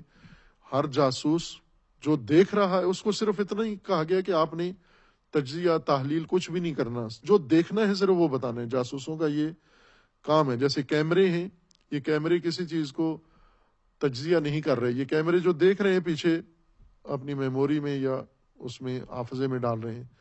اسی طرح یہ حصے ہیں، یہ 5 کیمرے کہہ لیں یا 5 نلکے کہہ لیں، یہ سارا کچھ اپنا اس کنٹرول روم میں ڈال رہے ہیں۔ وہ ذہن ہے، اس کا کام ہے ان ساری چیزوں کو، کیفیات کو تجزیہ تحلیل کرنا، کہ یہ کیفیت اگر آئی ہے تو اس کیفیت سے اس کے لوازمات کیا ہیں، یہ کیفیت ایسے تو نہیں ہو سکتی، خواہ نخواہ یہ کیفیت ان چیزوں کے ساتھ جڑی ہوئی ہے۔ یہ کیفیت ہے تو کسی چیز کے اوپر عارض ہے، مثلا یہ رنگ ہے، رنگ کیفیت ہے، یہ کیفیت کسی اوپر، کسی شے کے اوپر ہے، کوئی جسم ہے نیچے تو یہ کیفیت تشکیل پائی ہے۔ خوب اسی طرح اگر کیفیت کو ہم مختلف انداز سے دیکھتے ہیں تو حتماً اس کے اندر ایک کمیت ہے، مقدار بھی ہے ساتھ اس کے۔ مقدار نہ آنکھ سے دیکھی ہم نے، مقدار نہ کان سے سنی ہم نے، مقدار نہ کان میں گئی ہے، مقدار کو ذہن نے کیفیات سے دریافت کیا ہے، کشف کیا ہے کہ کمیات بھی ہیں، کیفیات تنہا نہیں ہیں، کمیات بھی ان کے ساتھ ہیں، مقادیر بھی ہیں، مثلا یہ فاصلے بھی ہیں، پیماشے بھی ہیں، پیمانے بھی ہیں، اور عدد بھی ہیں، گنتی بھی ہے، یہ ساری چیزیں یہاں پائی جاتی ہیں۔ عقل، اصل فہم کا جو منبع ہے عقل ہے، حواس فہم نہیں کرتے، حواس ایک کیمرے کی طرح ہیں، ایک ذریعہ ہے عقل کو مواد پہنچانے کا، عقل تک فہم، جسمانی عالم اور کم و کیف کا عالم، اس کو عقل تک یا ذہن تک پہنچانے کے ذریعے ہیں یہ حواس۔ عقل ہے جس نے سمجھنا ہے سارا کچھ۔ خوب اس جہان کم و کیف میں، یہ جو کائنات مادی ہے، جسمانی ہے، عقل کا کام ہی سمجھنا ہے۔ کتنا ہی بے عقل انسان ہو، اس کے عقل میں بھی مختلف سوال اٹھتے ہیں جن کو وہ دبا دیتا ہے، اور اس کے اوپر غلبہ شہوات کا ہوتا ہے، اس لیے عقل کی آواز کو دبا دیتا ہے، لیکن عقل ہوتی اس کے اندر بھی ہے، ذہن اس کا بھی ہے، سوال تو اس کے اندر بھی پیدا ہوتے ہیں۔ مثلا یہ جب گھر میں جاتا ہے، اس کو کوئی خوشبو محسوس ہوتی ہے، فوراً پوچھتا ہے کون آیا ہے، اس کا کیا ربط ہے، تم گھر میں آئے ہو، دیکھا بھی کسی کو نہیں، کیوں پوچھ رہے ہو کون آیا ہے؟ تو یہ ذہن نے سوال اٹھایا ہے، چونکہ ذہن کے نزدیک ان چیزوں کا آپس میں ارتباط ہوتا ہے۔ اگر جوتے پڑے ہوئے ہیں تو وہ پوچھتا ہے کون آیا ہے، جوتے کس کے ہیں؟ جوتے کسی کے بھی نہیں ہیں، صرف جوتے ہیں، بندہ کوئی نہیں ہے، لیکن یہ نہیں مانتا، وہ بے عقل ترین انسان بھی نہیں مانتا۔ اگر جوتا ہے تو کوئی آیا ہے پھر گھر میں، بتاؤ کہاں ہے، کون ہے؟ قدموں کے نشان ہیں تو حتماً کوئی چل کے آیا ہے، یہ نشان بتاتے ہیں کوئی راہگیر آیا ہے یہاں پر، کوئی چلنے والا یہاں تک پہنچا ہے۔ یہ جو دریافت ہے، یہ فہم عقل کا کام ہے، عقل کے ذریعے ہیں، یہ سورس ہیں عقل کے حواس۔ اس کا مکیف عالم میں عقل فرد نہ، عقل انسان، آدم سے لے کر آج تک، یہ عقل جمعی، عقل بشر مراد ہے، یعنی تمام انسانوں کی عقل، ہر نسل کی عقل، یہ سب مل کر ایک عقل جمعی یا عقل کلی جس کو کہہ دیں آپ، اس نے بہت اس جہان ہستی کو سمجھنے کے لیے کوشش کی ہے، کائنات کو سمجھنے کے لیے کوشش کی، ہر چیز کو، رات کیوں ہوتی ہے، دن کیوں ہوتا ہے، بارش کیوں برستی ہے، موسم کیوں بدلتا ہے، پرندے کدھر چلے جاتے ہیں، کہاں سے نمودار ہو جاتے ہیں، بچے کیسے بنتے ہیں، چوزے کیسے بنتے ہیں، قدیم سے مٹی سے کیوں سبزہ کیوں نکلتا ہے، زلزلہ کیوں آتا ہے، آندھیاں کیوں آتی ہیں، بجلیاں کیوں کڑکتی ہیں، انسان بیمار کیوں ہوتا ہے، ان مختلف چیزوں کی شکلیں کیوں مختلف ہیں، یہ سارے انسان کے ذہن میں سوالات ہیں۔ ان سوالات کو عقل انسانی نے جواب تلاش کیا ہے، اور جہان کم و کیف میں اس نے مطالعہ کیا، غور کیا، فکر کیا، خواہ وہ قدیم زمانے سے ہو یا موجودہ زمانے کے مطابق، ابتدائی عقل ہو یا اب تعلیم دیدہ عقل ہو، اس کے پاس یہ سوالات ہیں بنیادی۔ آخرکار اس کو جواب ملا یا نہیں ملا؟ ملا، جواب مل گیا اس کو، کائنات کا راز سمجھ میں آ گیا، عقل پہنچ گئی، چونکہ عقل ہی ہے یہ ذریعہ پہنچنے کا۔ لیکن اس کو یہ تمام سوالات اور تمام نظام ہستی کے ڈور کا سرا کہاں سے ملا؟ دین سے ملا۔ ورنہ یہ عقل ساری عمر، مثلا اگر ہم ملین سال بھی عقل بشر کو لحاظ کر لیں اور اربوں انسان آئیں اور گزر جائیں، ایک فرد بھی اس نتیجے تک نہیں پہنچ سکتا جب تک یہ ڈور کا سرا اس کے ہاتھ میں نہ آئے۔ پی بے منزل برد از توحید عقل، منزل اس عقل کو سمجھ میں آ گئی، بالآخر سمجھ گئی عقل، اس وقت سمجھی کہ جب توحید کا باب اس کے سامنے کھلا، وحی کا در جب کھلا، وحی کا نور جب عقل کو ملا۔ عقل اندھی تھی، جہان ظلمانی، اندھا ظلمت میں کیا دیکھ سکتا ہے؟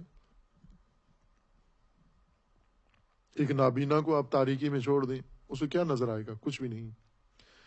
دو چیزیں چاہیے، ایک جو اس کی بینائی کو، ایک روشنی چاہیے جو آنکھ میں ہو، اور ایک روشنی چاہیے جو آگے دنیا کو، اشیاء کو روشن کرے، حقائق کو نورانی کرے۔ دو نور چاہیے، ایک نور بصر اور ایک نور مبصر، جو اس کو دکھائے۔ ابھی آپ یہاں اس کمرے کے اندر یہ نور بجھا دیں، کچھ بھی نظر نہیں آئے گا آپ کو۔ بس نور جب تک نہ آئے، آنکھ یا عقل دیکھ نہیں سکتی۔ وہ نور وحی ہے، جس طرح قرآن کریم نے فرمایا کہ اللہ نے نور نازل کیا ہے۔ یہ نور عقل کو دکھائی دیتا ہے، آنکھ کے لیے نہیں ہے۔ نور قرآن، نور ہدایت، نور انبیاء، نور ائمہ، یہ اس نور کی سنخ سے نہیں ہے۔ لائٹ، بجلی، یہ نور عقل کے لیے نور ہے، فہم کے لیے، دل کے لیے نور ہے۔ یہ جب یہ نور عقل کو پہنچا اور جہان روشن ہوا، تو اس عقل کو حقیقت سمجھ میں آئی۔ ابھی بھی ایسے ٹامک ٹوئیاں مارنے والی عقل ہے، عقل سرگردان، عقل حیران، عقل کنفیوز ابھی بھی ہے۔ یعنی بشریت کا ایک حصہ ابھی تک سرگردان ہے۔ آپ انہی علمی کتابوں میں دیکھیں جا کر، یہ غور کرتے کرتے ایک جگہ پر جا کر رک جاتے ہیں، پھر وہاں سے اندھیرے میں تیر چلانا شروع کر دیتے ہیں۔ یہ کائنات کیسے بنی؟ وہ بھی ایک کائنات بنی، ایک بگ بینگ سے بنی، بڑا دھماکہ ہوا۔ بڑا دھماکہ کیوں ہوا؟ بیٹھے بیٹھے دھماکہ کیوں ہو گیا؟ وہ ذرات تھے، ایٹمی ذرات تھے، وہ ٹکرائے، ان میں دھماکہ ہو گیا۔ ایٹمی ذرات کہاں سے آ گئے؟ یہ خود موجود تھے، یہاں آ کر عقل کی توہین کر دیتے ہیں۔ خود موجود تھے، خود موجود یا نیچے خود موجود تھے۔ بالآخر پوری داستان بتاؤ، ڈور کا سرا تھماؤ۔ اگر دعوے دار ہو فہم کے، تو پھر ایک ڈور کا سرا ہونا چاہیے نا، معلوم ہونا چاہیے کہ یہ یہاں سے سلسلہ آغاز ہوا۔ وہ نہیں ملتا ان کو، ابھی بھی عقل سرگردان ہے۔ لیکن جس عقل کو نور میسر آیا اور جس نے اس نظام ہستی کے راز کو پا لیا، وہ وہی لوگ تھے جنہیں توحید کا سرا ہاتھ آ گیا۔ یعنی ان کی عقل سمجھتے سمجھتے نور وحی سے جا ٹکرائی، اور نور وحی نے ان کو توحید کا سرا دے دیا کہ اس راز ہستی، راز کائنات توحید ہے۔ اگر یہ نہ ملتا، اس کو یہ سرا، سراغ، توحید کا سراغ نہ ملتا، ورنہ ان بیچارے را منزل کو جاست، ورنہ عقل کی کوئی منزل ہی نہیں ہے اس مسکین کی، کہ اگر اس کو اپنے حال پر چھوڑ دیں تو بہت بے چارہ ہے، لاچار ہے، بے چارہ و بے سہارا اور بے راہ اور بے جہت ہے عقل، اگر وحی کی طرف سے، اللہ کی طرف سے اس کی رہنمائی نہ ہو، ورنہ ان بیچارے را منزل کو جاست، ورنہ کہاں تھی منزل اس عقل کی؟ اس کا کام تو صرف گھومتے رہنا، تیرتے رہنا، غور کرتے رہنا اور تشویش میں اور حیرت میں مبتلا رہنا اس کا کام تھا۔ کشتی ادراک را ساحل کجاست، ادراک جو عقل کا کام ہے، فہم، اس کشتی کا کوئی ساحل ہی نہیں ہے۔ یہ اسی طرح اندیشوں اور افکار اور مفروضوں اور فرضیوں کے موجوں کے تھپیڑے میں یہ کشتی گھومتی رہے گی، ڈگمگاتی رہے گی، ڈولتی رہے گی، اور طوفانوں میں ادھر سے ادھر یہ موج اٹھے گی، لہر اس کو دوسری طرف کی لہر اس کو اٹھا کر کسی اور طرف دھکیل دے گی۔ اس کا تو کوئی ٹھکانہ نہیں ہے، اس کا تو کوئی سرا نہیں ملتا اس ادراک کا۔ اگر ادراک کو توحید کی منزل وحی کے ذریعے میسر نہ آئے۔ اہل حق را رمز توحید از بر است، اہل حق کہ یہ بڑا اعزاز ہے، اہل حق۔ انسان فہم و ادراک کے لحاظ سے چند دستوں میں، چند گروہوں میں تقسیم ہو جاتے ہیں، جن میں ایک اہل حق ہیں، یعنی وہ انسانیت، وہ طبقہ جو حق پرست ہیں، حق طلب ہیں، حق کی جستجو میں ہیں، حق جو ہیں، حق خواہ ہیں، حق پسند ہیں، حق کے طلبکار ہیں، اور حق کے بغیر کسی بات پر قانع نہیں ہوتے۔ حق کا متبادل کوئی نہیں ہے ان کے پاس۔ حق کے متبادل کیا ہے؟ باطل، اور حق کے متبادل ہے حق نما، جو حق نہیں ہے لیکن دکھتا حق ہے، اس کو رنگ حق کا چڑھا دیا گیا ہے۔ حق حقیقت، یعنی جن چیزوں کو ثبات حاصل ہے، جن کی حقیقت ہے، جن کا وجود ہے، جن کی ایک واقعیت ہے، جن کا ہونا ثابت ہے، وہ لوگ جو صرف حق کو، مثلا جیسے فرضیے میں بات میں بھی کچھ حق پرست ہوتے ہیں، یعنی جب تک ان کے پاس کوئی بات ثابت نہ ہو جائے وہ ایمان نہیں رکھتے۔ مثلا یہاں بیٹھ کر ہم ایک بات کر دیں، افواہ بیان کریں، اس افواہ کے سنتے ہی بعض یقین کر لیتے ہیں، خوب یہ اہل حق نہیں ہے۔ کیوں؟ کہ بات ثابت ہونے سے پہلے مان لیا انہوں نے، ثبوت نہیں آیا ابھی اور انہوں نے فوراً ہی تسلیم کر لیا، یا ایک بات یہاں کی جائے اور فوراً انکار کر دیں اس کا، یہ نہیں ہو سکتا۔ خوب ابھی اس کے نہ ہونے کا ثبوت نہیں آیا اور انسان نے مان لی ہے، یہ اہل حق نہیں ہے۔ یہ حق کے بغیر ہی قانع ہو جاتے ہیں، غیر حق پر اکتفا کر لیتے ہیں، یا حق نما پر، یا باطل پر، یا افواہ پر یقین دھر لیتے ہیں۔ یہ اہل حق نہیں ہے، اہل باطل ہیں، اہل ہوا ہیں، اور تشخیص نہیں دے سکتے کہ قرآن کریم نے ان کی اقسام ذکر کی ہیں۔ اہل حق را رمز توحید از بر است، خود توحید کی ایک رمز ہے، وہ اہل حق کو پتا ہے۔ عقل کو توحید کی منزل ملی تو اس کو اطمینان حاصل ہوا، جس طرح قرآن کریم میں ہے کہ الا بذکر اللہ تطمئن القلوب، یہ عقل یا دل، قلوب، ان کو اطمینان صرف اسی سے ہوگا، توحید سے ہوگا۔ اس نقطے پہ پہنچیں گے تو انہیں اطمینان حاصل ہوگا، ورنہ کسی تفکر کو، کسی مفکر کو کوئی اطمینان خود اپنی بات پر نہیں ہے، اپنے کشفیات کے اوپر نہیں ہے اس کو۔ در آت الرحمن عبدن مضمر است، اور اسی طرح وہ رمز کون سی ہے جو اہل توحید کے ہاتھ آئی ہے؟ یہ قرآن کریم نے ذکر کر دی ہے سورہ مریم کے اندر، ان کل من فی السماوات والارض الا آت الرحمن عبدا، کوئی بھی زمین و آسمان میں نہیں ہے مگر یہ کہ رحمان کے پاس عبد بن کر آ رہا ہے، آنے والا ہے۔ آتی، آتن، فاعل کے صیغے کے ساتھ،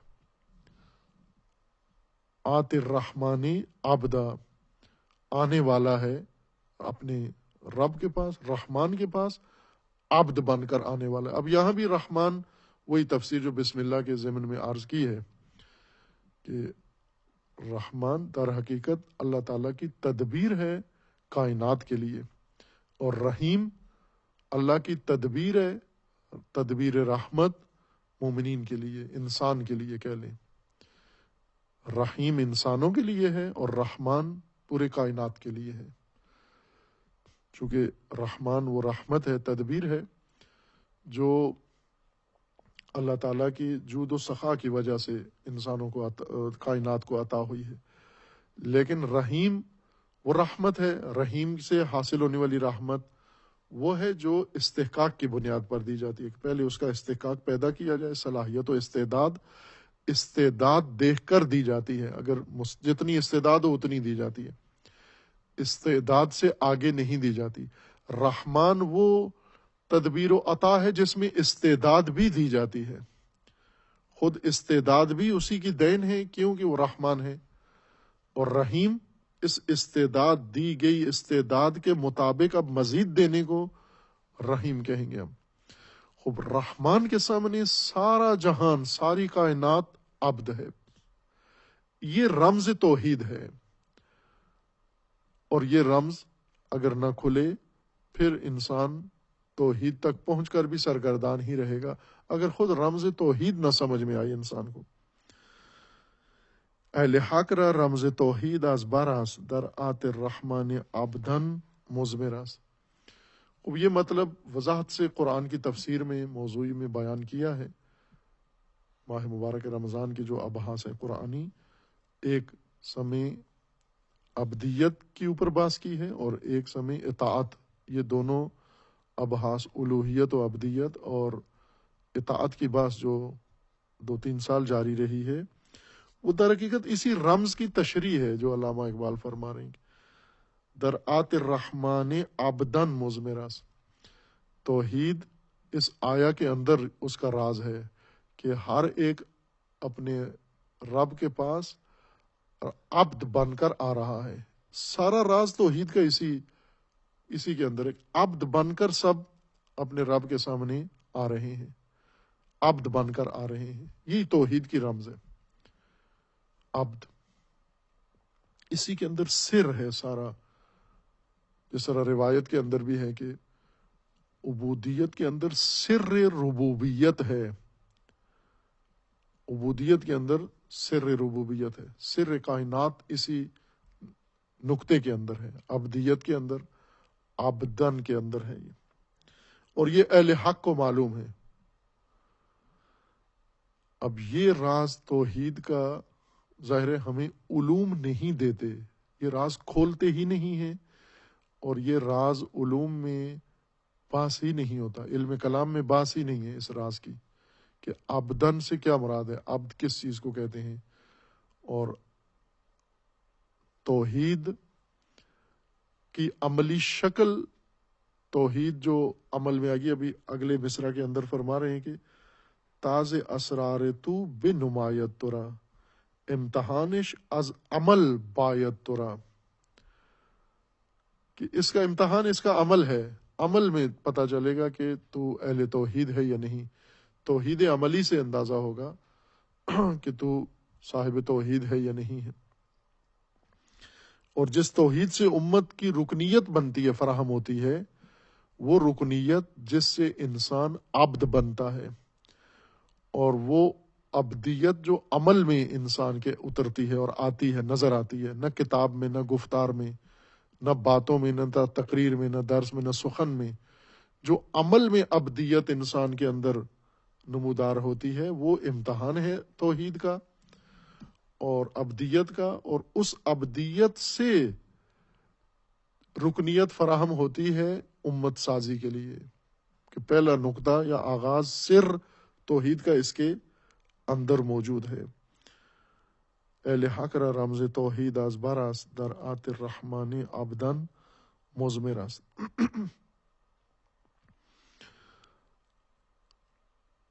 کل من فی السماوات، ان کلن، کوئی بھی نہیں ہے زمین و آسمان میں مگر یہ کہ وہ رحمان کے پاس، اللہ کے پاس، اپنے خالق کے پاس، مالک کے پاس، رب کے پاس عبد بن کر آنے والا ہے، آتی ہے، آ رہا ہے عبدیت کی حالت میں، اور عبد بن کر آ رہا ہے۔ یہ راز عبدیت جو توحید کی رمز قرار دیا ہے علامہ اقبال نے، اور اس کے اندر رمز توحید موجود ہے، وہ توحید نہیں ہے جو ہم علوم میں دیکھ آئے ہیں، پڑھ آئے ہیں، توحید عملی ہے یہ۔ اس توحید کے مطابق انسان نے یہ منزل پانی ہے، منزل عبد پر انسان نے پہنچنا ہے، عبد بننا ہے، عبد حقیقی انسان نے بننا ہے۔ عبد یعنی، ہم پہلے معنی عبد سمجھ لیں کہ کس کو کہتے ہیں۔ انسان، عربی لغت میں عبد سیدھے سدھائے ہوئے ہموار راستے کو کہتے ہیں۔ ایسا نہ ہموار راستہ مثلا صحرائی ہو یا پہاڑی ہو یا ریگستانی علاقہ ہو جہاں سے لوگوں کو چلنا ہے، اس راستے کی مختلف، خصوصاً صحرائی راستہ اگر ہو تو ایک تو یہ کہ معین ہو رہا راستہ، باقی صحرا ریگستان سے اس کی علیحدہ ایک شناخت ہو، پتہ ہو کہ یہ راستہ ہے۔ دوسرا یہ کہ یہ راستہ سیدھا ہو، پیش در پیش نہ ہو، اور تیسرا یہ راستہ ہے کہ یہ راستہ ہموار ہو، اس کے اوپر نشیب و فراز نہ ہو، اور چوتھی یہ خصوصیت ہے کہ یہ نرم ہو، یہ راستہ خصوصاً صحرائی راستے جو اونٹوں کے لیے ہوتے ہیں، نرم ہو یہ راستہ، سخت نہ ہو کہ جس پہ چلنا دشوار ہو۔ اس راستے کو عرب کہتے ہیں طریق معبد، سیدھا، ہموار، آسان، نرم۔ وہ راستہ جسے نرم کیا گیا ہو، جیسے آج کل راستے چونکہ گاڑیوں نے چلنا ہوتا ہے تو سخت کیے جاتے ہیں، ان کی زمین کو پہلے سخت کیا جاتا ہے کہ بیٹھے نہیں نیچے زمین، چونکہ اوپر باہری گاڑیوں نے چلنا ہے، پھر ان کے اوپر کنکریٹ ڈالی جاتی ہے، اسفالٹ کیا جاتا ہے ان کو، اور مزید مضبوط کیا جاتا ہے تاکہ باہری لوڈ گزرنے سے یہ راستے نیچے دھنس نہ جائیں، بیٹھ نہ جائیں، اور اوپر گاڑیاں بھی سخت راستوں پر چلنے کے لیے بنائی گئی ہیں، پکے راستے ہوتے ہموار ہیں لیکن ہوتے پکے ہیں، نرم نہیں ہوتے۔ معبد اس راستے کو کہتے ہیں عرب جو سیدھا ہو، آسان ہو، ہموار ہو، نرم ہو، یعنی یہ راستہ ہے جسے تیار کیا گیا ہے راستہ بنانے والوں نے، چونکہ جن علاقوں سے یہ راستے گزرتے ہیں تو اس علاقے والے خود اس راستے کو بناتے ہیں تاکہ کاروان یہاں آئیں۔ اگر راستے نہ ہوں تو بعض اوقات تجارتی کاروان یا دوسرے، چونکہ راستہ صحیح نہیں ہے تو وہ راستہ تبدیل کر کے دوسری طرف گزر جاتے ہیں، اس آبادی اور بستی میں آتے ہی نہیں ہیں چونکہ ان کا راستہ خراب ہے۔ اس لیے ہر آبادی والے اپنے ارد گرد اپنے آبادی کی طرف آنے والے راستوں کو بناتے تھے اور بناتے ہیں ابھی بھی، تاکہ یہاں پر تجارت ہو سکے، یہاں رفت و آمد ہو سکے، یہاں لین دین کرنے والے مختلف شعبوں سے تعلق رکھنے والے لوگ آ جا سکے۔ جو راستے نہیں بناتے، گھر اچھے بنا لیتے ہیں اور بہت سارے کام اچھے کر لیتے ہیں لیکن راستے ان کے خراب ہوتے ہیں تو وہاں آنا لوگوں کے لیے دشوار ہوتا ہے، کوئی بھی نہیں آتا، متروک ہوتا ہے وہ۔ عربوں کو چاہیے ہوتا تھا کہ تجارتی قافلے ان کے علاقوں میں آئیں، اس لیے راستوں کو تیار کرتے تھے، بناتے تھے، اور پوچھتے بھی تھے کہ آیا طریق معبد ہے ان کا یا نہ، ان کا راستہ عصیان والا سخت راستہ ہے، دشوار و ناہموار راستہ ہے۔ راستہ پہلے پوچھتے تھے، آج کل پوچھتے ہیں نا پکا راستہ ہے، اگر آپ کو کوئی کہے فلاں علاقے میں پلاٹ ہے، گھر خرید لو، تو پوچھتے ہیں پکا راستہ ہے یا کسی کو دعوت دیں جی وہاں آئیں تو کہتے ہیں گاڑی کا راستہ ہے، پکا راستہ ہے، کچا تو نہیں ہے۔ کچے راستے کا ایک خوف ہے انسان کے اندر، اور بہت ضروری کام بھی وہ کچے راستوں پر جانے کے لیے آج تیار نہیں ہے، ناہموار مجبوری کی حالت میں جاتے ہیں لوگ۔ عرب جب کسی علاقے کا پتہ پوچھتے تھے تو پہلے راستہ پوچھتے تھے کہ اطریق معبد، آیا راستہ پکا ہے، راستہ ہموار ہے، نرم ہے، راستے پہ ہمارے سواریاں آسانی سے گزر جائیں گی۔ جانوروں سے گزرتے تھے، گھوڑے کو بھی نرم راستہ چاہیے اور اونٹ کو بھی نرم راستہ چاہیے۔ اسی سے یہ اصطلاح نکلی ہے معبد کی۔ لغت میں اس معنی میں نہیں ہے جو قرآن کریم میں معنی مراد دیا گیا، یعنی بندگی خدا۔ لغت کے لحاظ سے معبد ابل کو بھی کہتے ہیں، وہ ابل جو اونٹ سدھایا گیا ہو، باقاعدہ اس کو رام کیا گیا ہو۔ اونٹ وحشی ہو جاتا ہے، سرکش ہو جاتا ہے، بعض اوقات سواری نہیں دیتا، بعض اوقات سامان نہیں اٹھاتا، بعض اوقات مالک کا کہا نہیں مانتا، اس قطار میں نہیں چلتا، یا اس کے تابع فرمان نہیں ہوتا۔ جیسے گھوڑے ہوتے ہیں، گھوڑے جنگلی گھوڑے لائے جائیں تو وہ کسی کو اپنے اوپر بیٹھنے نہیں دیتے، زین نہیں قبول کرتے، قریب نہیں آنے دیتے۔ ان گھوڑوں کو بھیجا جاتا ہے مربیوں کے پاس ان کو رام کرنے کے لیے۔ گھوڑے رام کرنا یعنی ان کا وحشی پن، ان کا جنگلی پن، ان کا توحش اور ان کی چموشی اس کو ختم کریں، اور اس کے بجائے اس کو زیر فرمان اور اطاعت کرنے والا اور حالت مطلوبہ حالت اپنانے والا بنا دیں۔ ماہرین یہ کام کر لیتے ہیں، جنگلی کو لے کر کچھ عرصہ سدھا لیتے ہیں۔ آج کل تو یہ عام ہے، مثلا سرکس کے جتنے جانور ہیں یہ سارے جنگلی وحشی، شیر، ہاتھی، چیتے اور ہر چیز سرکس والوں نے رام کی ہوئی ہے۔ ان جانوروں کو لے کر ہر ایک کا ایک طریقہ ہے، بہت ظالمانہ انداز سے کرتے ہیں یہ جانوروں کو رام کرتے ہیں، خوف دلا کے، ڈرا کے اور مار کے، تو پھر ان کے اندر یہ حالت پیدا کرتے ہیں کہ وہ یا للچا کے بعضوں کو کرتے ہیں، پھر وہ رام ہو جاتے ہیں۔ یہی تعبد ہے، یعنی رام کر لینا، اس کی چموشی، اس کی اکڑ پن اس کا اس سے دور کر کے اور زیر فرمان، تابع فرمان حالت میں لے آنا، نرم کر دینا مزاج اس کا، اس کو عربی زبان میں تعبد کہتے ہیں۔ اسی سے طریق معبد ہے، اسی سے حیوان معبد ہے، اسی سے ابل معبد ہے، اسی سے فرس معبد ہے۔ یہی اصطلاح لی گئی ہے انسانوں کے لیے۔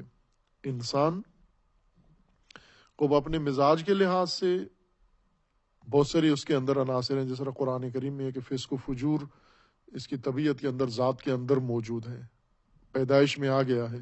چونکہ انسان بنانا تھا اور انسان جن خصائل سے بنانا تھا اس کا لازمہ یہ تھا، اگر یہ خصلتیں نہ رکھی جاتی تو انسان نہیں بننا تھا، وہ فرشتہ ہو جانا تھا، اور فرشتہ پہلے سے بنا ہوا تھا، وہ مخلوق مقصود نہیں تھی۔ ایک علیحدہ مقصود تھی مخلوق جو نہ حیوانوں کی طرح ہو اور نہ فرشتوں کی طرح ہو، بلکہ وہ خلافت کے لیے موزوں ہو، نیابت کے لیے موزوں ہو زمین کے اوپر۔ اس لیے اس کو اس ترکیب سے ہی بنانا تھا، یہ اس کے علاوہ متبادل کوئی ترکیب ناممکن ہے۔ اور اس ترکیب کا لازمہ یہ ہے کہ اس کے اندر طغیان بھی آئے گا، اس کے اندر بہکاوا بھی آئے گا، اس کے اندر فساد بھی آئے گا، اس کے اندر انحراف بھی آئے گا، اس کے اندر بگاڑ بھی آئے گا، ہر چیز فساد و فسق و ہر چیز اس کے اندر پیدا ہوگی۔ جس طرح ملائکہ نے کہا تھا کہ یہ تو فساد کرنے والا لگتا ہے، یہ تو صف کے دماغ کرنے والا جھگڑالو لگتا ہے، یہ تو، اور یہ واقعیت تھی کہ ہے، چونکہ ترکیب ایسی ہے انسان کی۔ اسی ترکیب کو سدھانا، اسی ترکیب کو رام کرنا، کس کے سامنے؟ اپنے مالک کے سامنے، رب کے سامنے، پروردگار کے سامنے، اس کا رام ہو جانا، اس طرح سے رام ہو جانا کہ یہ جو کچھ کرے وہ فقط اپنے رب کے فرمان سے کرے اور اس کے فرمان کے علاوہ کچھ بھی نہ کرے۔ بے شک اندر سے اس کو اٹھے گا جذبہ، لیکن اس کے مطابق کچھ نہ کرے۔ خواہش اندر سے پیدا ہوگی، ہوس اندر سے پیدا ہوگی، شہوت اندر سے پیدا ہوگی، غضب اس کے اندر سے پیدا ہوگا، باہر سے اس کو بہت ساری چیزیں کشش کے طور پر کھینچیں گی، دنیا اس کو کھینچے گی، نامحرم اس کو کھینچیں گے، اور بہت کچھ اس کو اپنی طرف بلائے گا، لیکن یہ اس طرح سے معبد ہو جائے گا، رام ہو جائے گا، نرم ہو جائے گا کہ فقط گوش میں فرمان خدا ہو، یہ اس کے علاوہ کسی اور کے فرمان پہ دھیان نہ دے۔ جب اس مقام پر انسان پہنچتا ہے، اس انسان کو کہتے ہیں یہ عبد ہے۔ اگر اس کے علاوہ اس کی کوئی حالت ہے، وہ عبد نہیں ہے، عبودیت سے دور ہے، عبدیت سے دور ہے۔ جو خواہشات پر بھی عمل کرتا ہے، جو ہوس پر بھی عمل کرتا ہے، جو شیطان کا کہنا بھی مانتا ہے، جو طاغوتوں کا کہنا بھی مانتا ہے، جو ارباب و ہبر کے کہنا بھی مانتا ہے، وہ جو آقاؤں کا کہنا بھی مانتا ہے، اپنے باس کا کہنا بھی مانتا ہے، جو سب کے سامنے مطیع ہے، یہ تو عبد نہیں ہے، یہ تو منحرف فاسد ہے یہ انسان۔ عبد جو فقط مطیع ہو اپنے رب کا، اپنا بھی ارادہ مستقل رب کے مقابلے میں نہ رکھتا ہو، یہ عبد ہے، یہ مقام عبدیت ہے۔ اور توحید کا راز اس کے اندر پوشیدہ ہے، یہ توحید ہے۔ توحید کا مطلب یعنی تمام انسان عبد بن جائے، تابع فرمان خدا بن جائے، تابع حکم خدا بن جائے، اپنے ارادے اللہ کے ارادوں کے سامنے تسلیم ہو جائے، ان کے ارادے، ان کی ہر چیز تسلیم ہو اللہ کے سامنے۔ یہ ہے توحید، نہ کہ توحید یہ کہ وحدانیت کے اتنے دلائل ہیں، اس کا شبہ یہ ہے، اس کا قلت و انقلت کر کے جواب دیتے رہیں۔ اور یہ کہاں سے سمجھ میں آئے گا؟ یہ عمل میں، امتحانش از عمل باید ترا۔ اب یہ آیا عبد ہیں یا نہیں، یہ زبان سے نہیں پوچھا جائے گا، یہ امتحانی سوال میں نہیں آئے گا کہ تم عبد ہو یا نہیں، یہ عمل میں دیکھا جائے گا کہ عبد ہے یا نہیں۔ اب اس پیمانے پر دیکھیں، ہم اپنے آپ کو دیکھیں اور اپنے زمانے کو اور مسلمانوں کو دیکھیں کہ عبد ہیں یا نہیں۔ وہ میرے خیال میں جس طرح امام حسین علیہ السلام نے فرمایا تھا کہ یہ سب کچھ ہے، عبد خدا نہیں ہے۔ الناس و عبید الدنیا، یہ عباد دنیا ہے، عبید دنیا ہے، یہ اللہ کے بندے نہیں ہیں۔ جب اللہ کے بندے ہی نہیں ہیں تو پھر ان سے امت کیسے تشکیل پائی جا سکتی ہے؟ امت تو اس وقت بنتی ہے کہ جب ان کے اندر عبدیت آ جائے اور یہ خدا کے سامنے، اللہ کے سامنے تسلیم ہو جائے، اللہ وحدہ لا شریک کے سامنے۔ تو یہ تو ابھی اللہ کے بجائے ہزار اور چیزوں کے سامنے خاضع ہیں، یہ تو سب کی سنتے ہیں، قدم قدم پر یہ اللہ کے مقابلے میں آ جاتے ہیں، فرمان خدا کے مقابلے میں ہزار فرمان ان کی جیب میں پڑے ہیں۔ یہ تو عبدیت سے کوسوں دور ہے، ان کا کوئی تعلق ہی نہیں۔ یہ رمز تھا، یہ رسول اللہ نے یہ کام کیا تھا، اس لیے آسان تھا ان کے لیے۔ عبد کے لیے دین بہت آسان ہے، نرم، چونکہ عبد آسان راستہ، طریق معبد بھی ہو اور اس کے اوپر شتر بھی معبد ہو، رام شدہ راستہ، ہموار و نرم راستہ، اور سدایا ہوا، اس کے اوپر رام کیا ہوا شتر۔ مشکل کیا ہے اس میں؟ راستہ بھی ہموار اور سواری بھی ہموار، نرم، رام، جتنا راستہ چلے اس کو کوئی پریشانی نہیں ہے۔ ہمیں کیوں پریشانی ہے؟ چونکہ صراط مستقیم نہیں اپنایا ہوا، چونکہ وہ تو معبد ہے، وہ تو ہموار ہے، سیدھا راستہ ہے، طریق معبد ہے، دین کا دین کا طریقہ معبد ہے، آسان ہم نے نازل کر دیا ہے، آسان بنا دیا ہے، سہل کر دیا ہے تمہارے لیے، اور سیدھا بھی ہے، پیچیدہ بھی نہیں ہے، موڑ بھی نہیں ہے اس کے اندر، بس طریق معبد ہے۔ اس کے اوپر جو چلنے والا انسان ہے، اس کو ابھی معبد بننا ہے، اس کو عبد بننا ہے، اس کو بھی رام ہونا ہے، اس کو بھی تسخیر ہونا ہے ارادہ رب کے سامنے، پروردگار کے ارادے کے سامنے۔ لیکن یہ بہت دشوار کام ہے کہ اللہ کے ارادے اور اللہ کے حکم کے سامنے تسلیم ہو جائے اس طرح سے کہ کوئی حکم اور کسی کا بھی اس کے سامنے نہ ہو، یہ بہت دشوار کام ہے۔ اس مقام تک پہنچنا ان لوگوں کے لیے دشوار ہے جیسے وحشی جنگلی ہوں اور ان کو سدھایا جائے، اس کے لیے بہت دشوار ہے۔ زین قبول کرنا، لگام قبول کرنا، مہار قبول کرنا وحشی جانور کے لیے بہت مشکل ہے۔ وحشی انسان کے لیے، فاسق فاجر کے لیے اور بے قابو کے لیے تعبد ایک طرح سے ناممکن ہو جاتا ہے۔ تربیت دینی کا یہ کام ہے، عبد بنانا، انسان کو عبد خدا بنانا۔ تعلیم دین یہ ہے، اس کو دین کی تعلیم کہتے ہیں، عبد خدا بنانا۔ تربیت دینی یعنی عبد خدا بنانا، خود عبد خدا بننا، دوسروں کو عبد خدا بنانا، تمام باقی عبودیتوں سے نکالنا، تمام باقی آلہہ اس سے چھڑا دینا۔ تمام آلہہ اور بے شمار آلہہ ہیں جماعت کی آستینوں میں اور دلوں میں، بعضوں کی طرف ہم متوجہ ہی نہیں ہیں کہ یہ بھی آلہہ کے زمرے میں آتے ہیں۔ چونکہ عادت ہے اور اندھی تقلید ہے، اس لیے ہم غور کرتے ہی نہیں ہیں کہ یہ بھی تو آلہہ کے زمرے میں آتا ہے، اس طرح کے فرامین اور اس طرح مثلا تہذیبوں کی پیروی کرنا، آباء و اجداد کی پیروی کرنا، قوم پرستی کرنا، قبیلہ پرستی کرنا، نسب پرستی کرنا، یہ سب آلہہ ہیں جو بنائے ہوئے ہیں ہم نے۔ بزرگوں کے پیچھے چلنا، کبراء کے پیچھے چلنا، اکابرین کے پیچھے چلنا، یہ سب آلہہ ہیں، یہ آلہہ پرستی ہے۔ اس سے تو انسان عبد نہیں بنتا، جب ہزاروں کے فرمان مانتا ہو تو پھر اللہ کا فرمان تو نہیں مانتا اس میں۔ یہ اہل حق کو پتہ ہے، یہ رمز توحید۔ اہل حق را رمز توحید از بر است، در آت الرحمن عبدن مزمر است، تاز اسرار تو بنمایت تو را۔ خوب یہ توحید کیا ہے؟ یہ توحید انسان کو انسان کے اسرار سے آگاہ کرتی ہے، انسان کو انسان سے ملاقات کرواتی ہے۔ تاز اسرار تو، توحید باہر سے کوئی چیز انسان کے لیے نہیں لاتی، توحید اندر سے، انسان کے اندر کی حقیقت کو انسان سے آشنا کرتی ہے، سر انسان کو انسان کے لیے واضح کرتی ہے۔ تاز اسرار تو، تیرے ہی اسرار،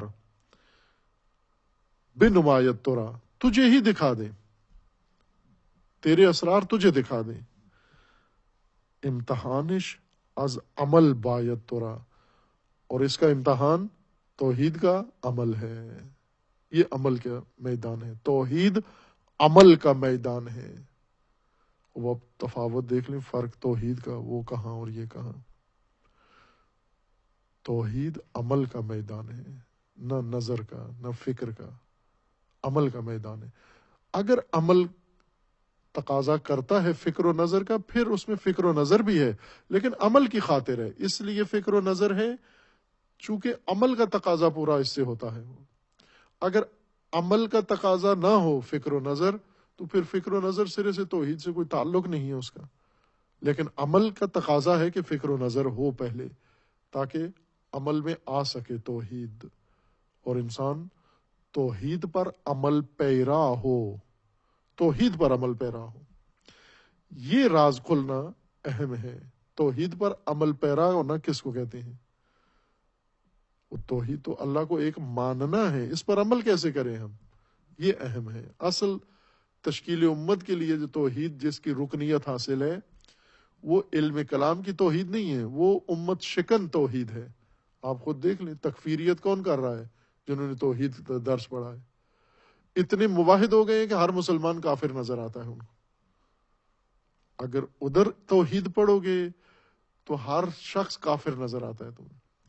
اگر قرآن میں توحید پڑھو گے تو پھر نقشہ کچھ جہان کا اور نظر آتا ہے انسان کو۔ اللہ کو ایک ماننا، عمل کیسے کریں اس پر؟ یہ عمل کا دستور کیسے بنتا ہے؟ یہ خود علامہ اس کی وضاحت فرما رہے ہیں، حوالہ نہیں دے رہے کسی اور کتاب کا، خود ہی فرما رہے ہیں کہ یہ ہے عمل بر توحید، یہ ہے۔ یہ بعد میں انشاءاللہ۔ وصلی اللہ علیہ وسلم۔